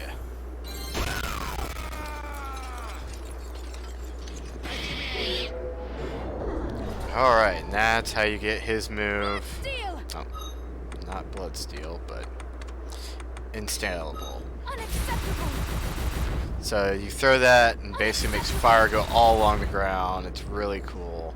So yeah, he is definitely no pushover. He is a one-time only fight. I wish you could refight him, but only once per playthrough. Very awesome. So that is him. Alright, so we'll go back and save.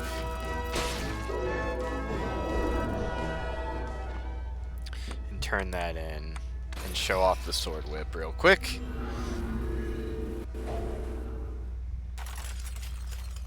Yeah, you can see he beat me up really good. I had to use a lot of healing items. I'm level 85, so...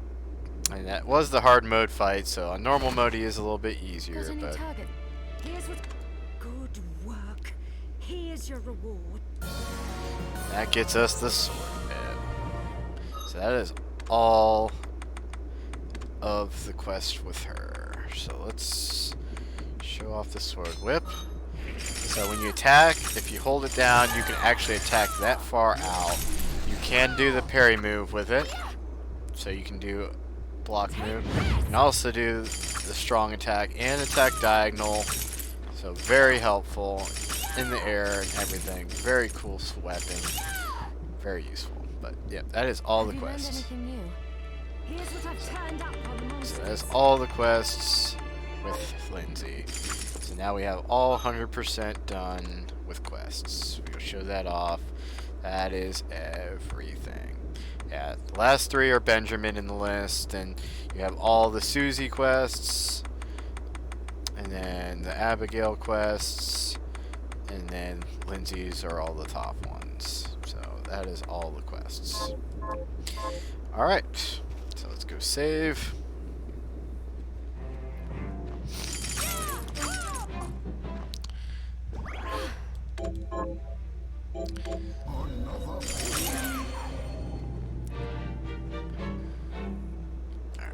Let's go back to our regular katana though for the fights.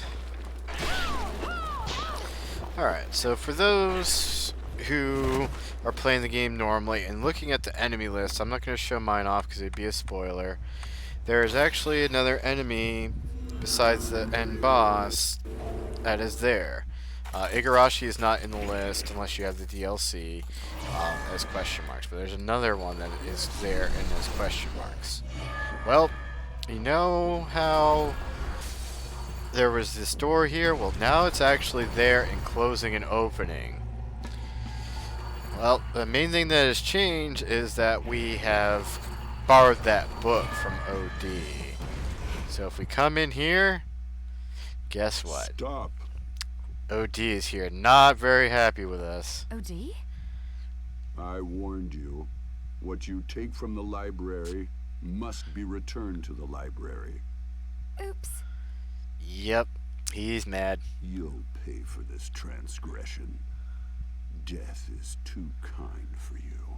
Return what you borrowed. So, yep, the extra optional secret boss is OD. And he is ruthless as well, because he can stop time, as you can see. Oh boy, that's a lot of ice. That's gonna hurt. Ow!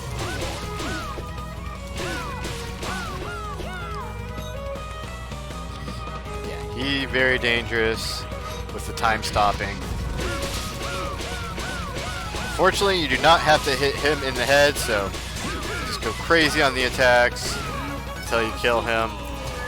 If I wasn't high level, that would have been a lot harder. And he gives you the standstill shard, which does what it says and what his power is to stop time. So we have killed OD. So, why not? Let's go back to the library and ransack it. So I can have all the books that I want since OD's no longer there. So we took out the great OD. We are triumphant and awesome. Because he's not there watching it. Might as well go take all those books that we wanted. Wait a minute. He's still here. Oh, Dee? You're still alive? Vampire, remember? And now he's wearing those nose glasses. So yep, he's a vampire. So yep, he's still alive. Right. Sorry. I suppose you'll be wanting your book back. No, you defeated me, which means you now command me. Pillage my shelves as you please. So now that you beat him, you actually get to go and grab all the books that you want. All 21 of them. So generally I save this for after the end boss. I didn't know you could come back and get all these. I just recently found this out. So yeah, if you want to be all powerful before you fight the end boss, you can kill OD first, which OD is harder than the final boss in my opinion, but you can have everything. Pillage my shelves as you please. Yeah, he's not very happy anymore. But now when we switch to speed, yeah, I am super fast, zooming everywhere, super quick, and very strong. So now we are like all powerful. It is great. So now we'll go back to here.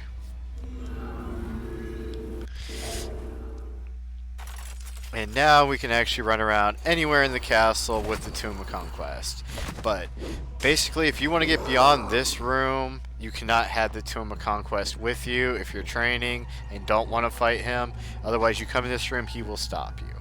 So if you go and return it to him, you can come back through here with all the other books. But the Tomb of Conquest, the only way to get through to go to the other area is you have to fight OD. So you could avoid it and not even fight him, but yeah, that is what happens. So I want to be able to show off everything before I go to the final boss. So then next stream we'll just be able to go straight to the new nightmare mode. So making sure I go the right way here.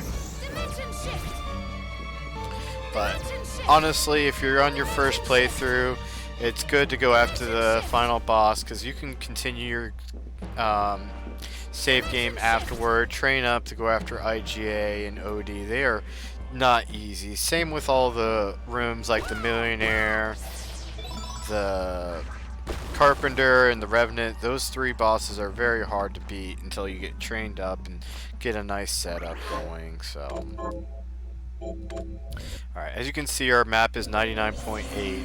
As soon as we go in there and reveal both of those squares, we will have 100% map. But here we are to face Dominique.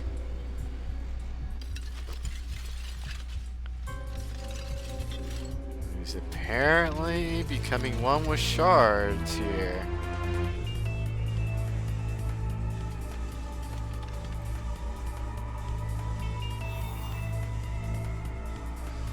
Making herself a shard even binder. Gramarye has failed me.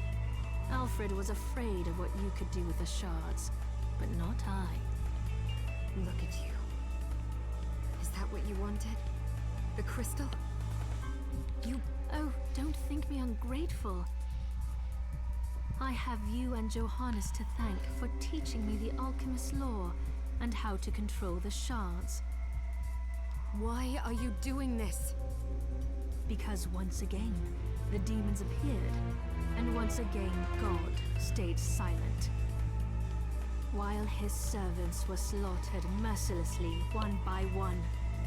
So I began to wonder, what if there is no God? What if the Lord we grovel and pray before is a lie, and our faith draws power from some other nameless, unspeakable thing? If so, I wash my hands of it. Because God can rot. I decided to seek a higher power. The power to slay gods. Do you realize how many people have died as a result? They deserve to die because they were weak. And more will follow until I obtain all I desire. This whole mess wasn't enough for you? If the last summoning had been enough, I wouldn't have had to bring you here. You're after a more powerful demon. Jeeple's crystal wasn't enough to summon it. So you needed mine instead. Smart girl. I like that. But your crystal was too clean, too pure. So I made sure you would obtain shards and acclimate yourself to demonic power. Then Gremory could possess you after the battle with Jeeble had worn you down. If Zangetsu hadn't betrayed me... Doing the right thing isn't a betrayal. You know what?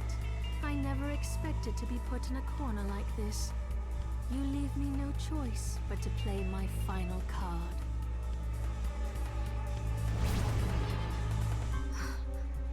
I will use my crystal and the Libelogaiath to summon Baal, the ultimate demon.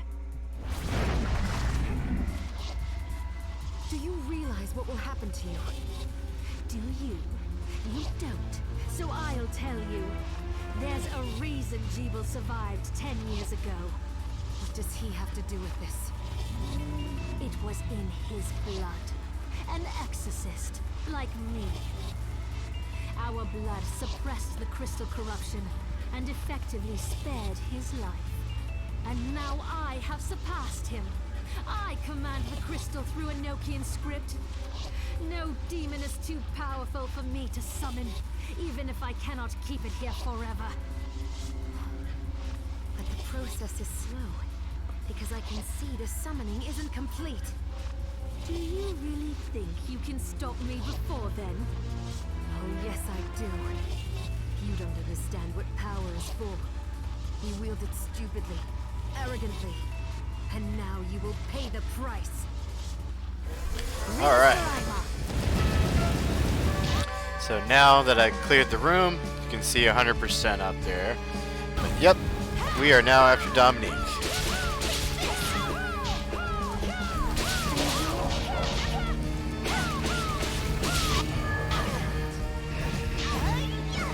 Wait a minute, I'm not in my attack mode.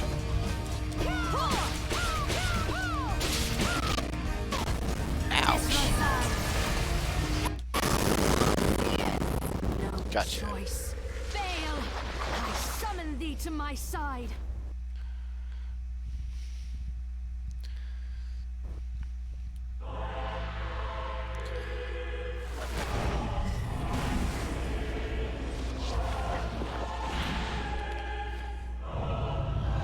This is Baal,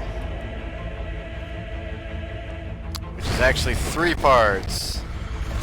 Got the evil frog-looking head, evil kitty head that she rides on, and the other evil demon head.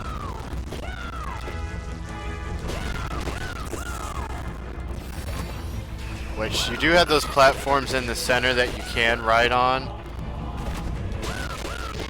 to kind of get away from stuff, and I need to heal.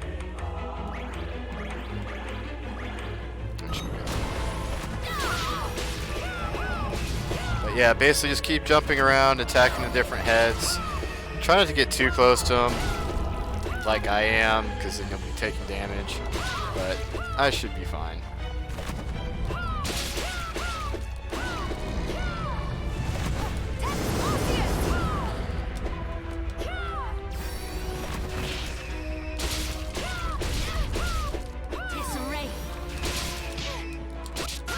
Gotcha.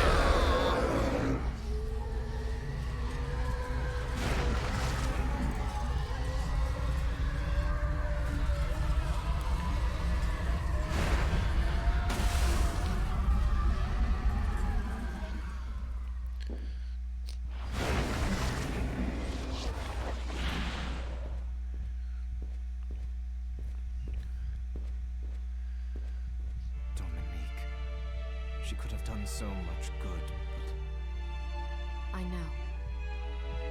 Wait. The Libelogaiath. The book that started it all. What are you going to do with it? The same thing the Master was trying to do. Before he died, he inscribed Enochian letters onto each of the castle's structural weaknesses.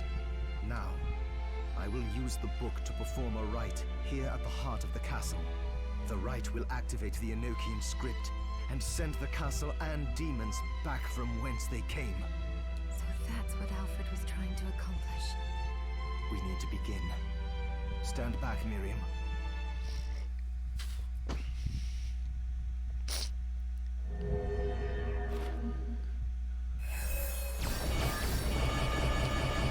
So yep, this is the end. Sending the castle back.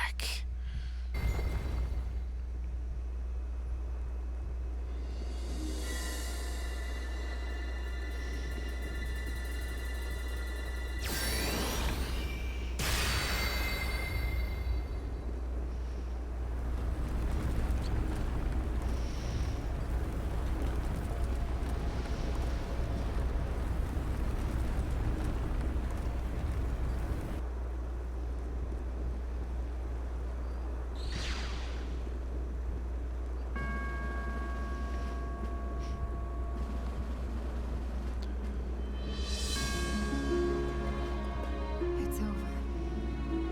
Yes. We've made the world right again. Not without sacrifice. Jibal, Alfred, Zangetsu. Yeah, unfortunately the three of them did not make it. I was hoping Zangetsu would have made it back, but apparently not. Jibal's fate was already sealed. There was nothing we could have done. And the Master and Zangetsu made their own choices. They fought gladly and proudly for what they believed in. Lives like theirs deserve to be celebrated. True. And demons still remain in this world. We can grieve later, after finishing the last of them off. That reminds me. The Master took note of how I was forestalling your corruption and suggested some improvements. I think I might be able to stop the crystal from overtaking you permanently. Really? I can't make any promises, but yes, I think. Well, thank you, Johannes. You're very welcome. Come on, let's go home. All right. And that is the end.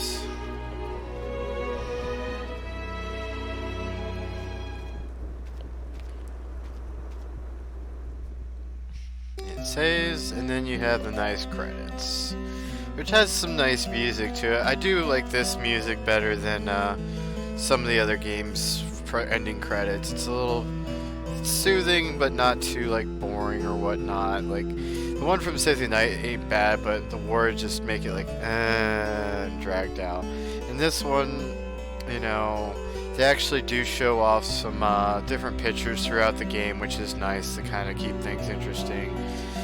And if you pay attention later on, they actually do something really cool with the credits that really impressed me.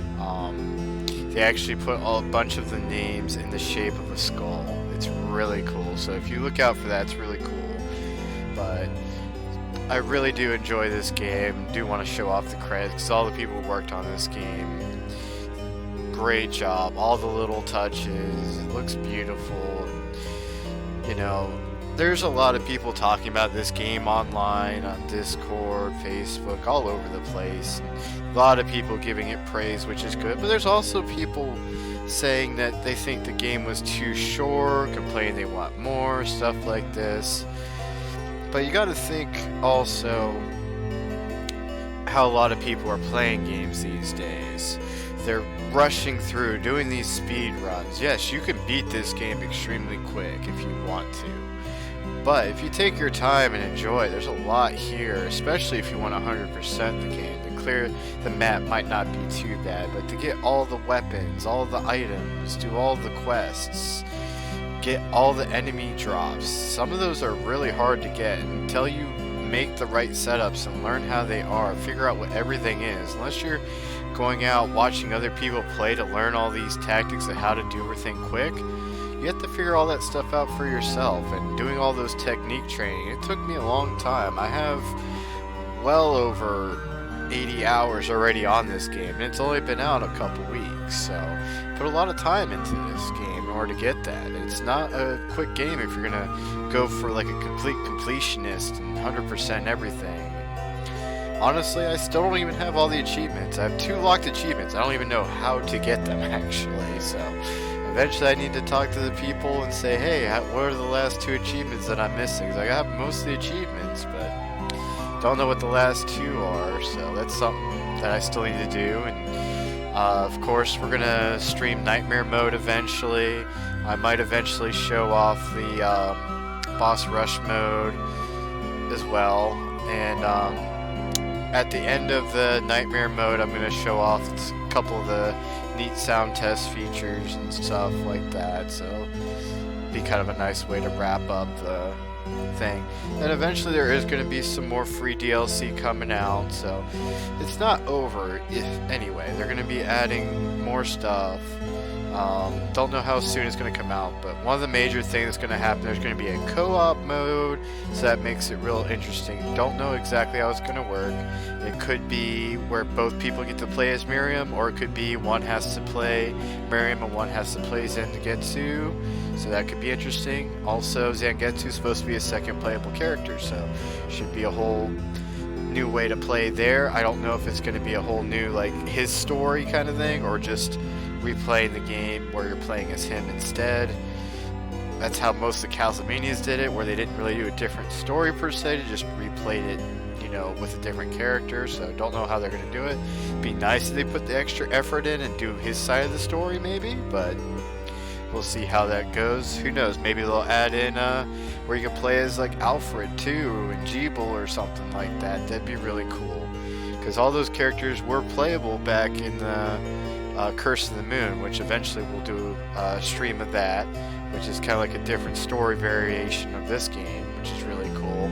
That was a side project. They got enough of the Kickstarter funding to make that before this game came out, so we'll definitely do that at some point as well. But yeah, very good game. Love all the nice little touches and stuff. So, oops, didn't realize that would cut out the music. My bad. Just tapping over for a second, but yep, we'll let the credits play and stuff. So, but yeah, hopefully everybody enjoyed, and if you're watching this like on demand or whatnot, feel free to check out my About page. I have links for joining my Discord or to my YouTube, so you can subscribe there to keep up to date to all my new videos, and I keep uploading all the new videos as they stream.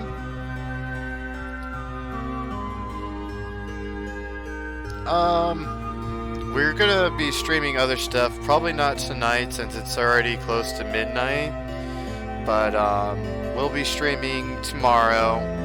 I might start Nightmare Mode tomorrow, or we can possibly do a different game to do a little bit of a break from Bloodstaine, since there's been a lot of Bloodstaine streaming lately.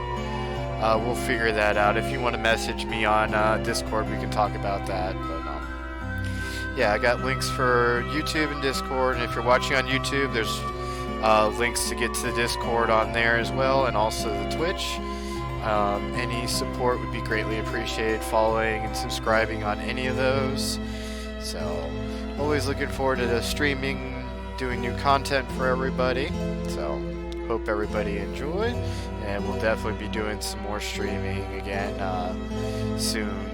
Like I said, we'll be doing something tomorrow. Could be more Bloodstained, or might do another game and then go back to Nightmare Mode, or we'll figure this out though. But yep, any comments about the game you want to talk about while we have the credits going along? Any questions about story or neat things or whatnot, feel free to ask now, as I believe we still have quite a bit of credits to go through. There's a lot of credits for this game, a lot of people have worked on. They also have a lot of the Kickstarter backers, their names listed on here. I think this might be the list of the Kickstarter backers here, which unfortunately I did not get to back myself. I didn't have money to support them while they were doing the Kickstarter, but definitely I've been doing a lot of praise online for them ever since I heard about them, because I've been looking forward to this for a long time. Yep, very well done. Yeah, the only thing, I mean, I meant like stuff about maybe might have missed, like story-wise, or just little things like how something worked or something. But the only thing as far as story for me that I question, I'm a little confused of why everybody thought Alfred should have been dead already or whatnot, or dead man walking. Because he wasn't the one that they were talking about in the journal entries. He was referenced in there, but he wasn't the one writing it. So he wasn't the one that should have been, like, you know, on his deathbed or whatnot. I mean, he is an old man, but it wasn't really explained why everybody was, like, saying, oh, you should have been dead, thought you were dead, and all this. Wasn't anything in Curse of the Moon that said anything, and that's supposed to be, I think, a different variation or something, but that's the only kind of little bit of a plot hole that I'm kind of confused on. Everything else seems to make sense to me. It was done really good. Only tiny nitpick I would have made, the fight with Igarashi, I think they should have gave him a nice portrait and actually, like, you know, a little cutscene of him talking to Miriam for a moment. Other than that, it was really cool. I mean, they gave him the audio clip and stuff where he was talking, but the music for that fight kind of drowned him out a little bit. I don't know, I probably could have edited the audio to have voices be a little bit louder for that scene, but other than that, everything done really well. I like how everything was. A lot of neat surprises, a lot of references, funny stuff, cool stuff, and just all the little details, like even the enemies throwing you around, you'll end up hitting the wall and having cracks on the wall from where you were slamming into the wall. Just neat visual effects like that. And when we found that you could play the piano by having the book familiar out, just the little things like that, really cool. And even the side quests, going to avenge the people that got killed for the village, all of them like named after like Castlevania characters and stuff, or at least most of them were. I don't know if all of them were, but most seem to be, so it's all really cool stuff.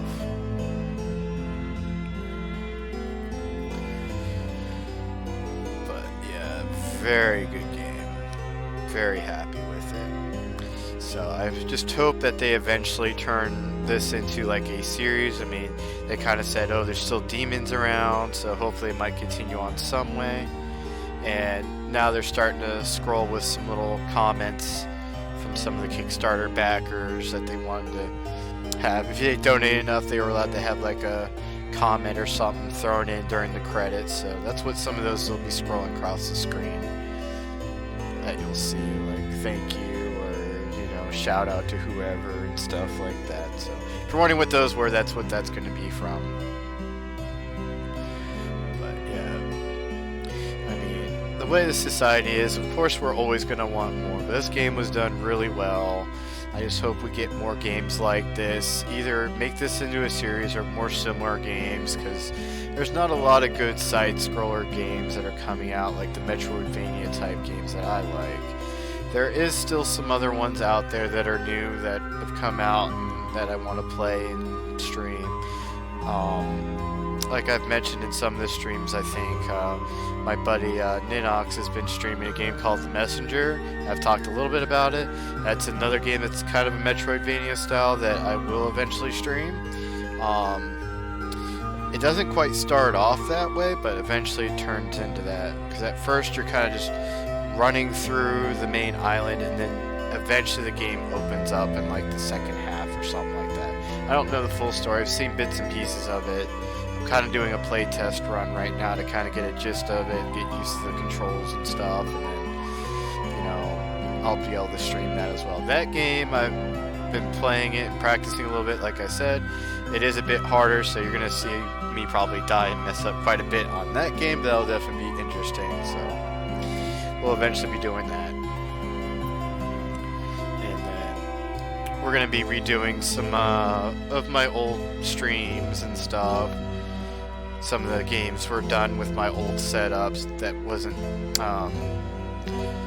streamed very well, so some of those games will be redone. Some of you might have caught Thursday, I redid a couple of games that were retro styled. So Thursdays, that's going to kind of be what that is. Throwback Thursdays, so we'll be doing retro games that way. So this is what I'm talking about here. If you pay attention, way all these credits are shaped, that kind of just formed a skull right there. Really cool. I thought that was really cool that they did that. So if I were to ever make a game, I would definitely want to do that. Shape all the names and, you know, like studios into like different shapes and stuff with text. Very nice effects. So, but if anybody has suggestions of certain games they want to see, different nights I'm going to try and do different themes and stuff. Thursday's going to kind of be like a retro night. Wednesday's going to be more like a wacky style game. Fridays are going to be like for whatever, just something that's fun, you know, kind of deal. And then the other days can be kind of open for whatever. And this is all depending on how work schedules are and stuff like that. So there might be some weeks where I might not get to it or do a day earlier or day after kind of thing. But that's kind of what we're going to go for. This upcoming week, since we're getting close to 4th of July, Wednesday, I'll be able to stream like Tuesday will probably be my last stream for a little bit, because Wednesday I gotta leave for out of town and also work for 4th of July weekend and stuff, and then I'll be back to stream once I get back, so it'll probably be the following Monday. So Wednesday, Thursday, Friday, and Saturday, Sunday I most likely won't be able to stream. Might be a chance, it depends on how things go, but like I said, I'll be out of town, so I don't know if I'll be able to really do a setup to stream, so might be a little bit of a break, but the following week after, definitely be back to streaming again. We'll be doing more streams, and there's some stuff in the works where I'm hoping to do some co-op streams with some people, so that's something to look forward to. But if anybody's got any suggestions or requests they want to see streamed, definitely let me know. I'll consider it and stuff like that. But that's pretty much it. I am going to put in the links for Discord real quick and YouTube. That way you can see them real quick, and then we will end stream here. And I thank you all for joining, watching, and commenting.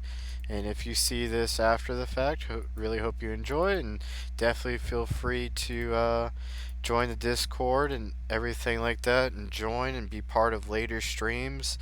Always makes things more interesting having people in chat and joining. So there's the links for both Discord and YouTube, so feel free to join those, make comments and stuff like that. So thank you all for joining and watching. This has been the Odd Butler, and we'll see you again next time.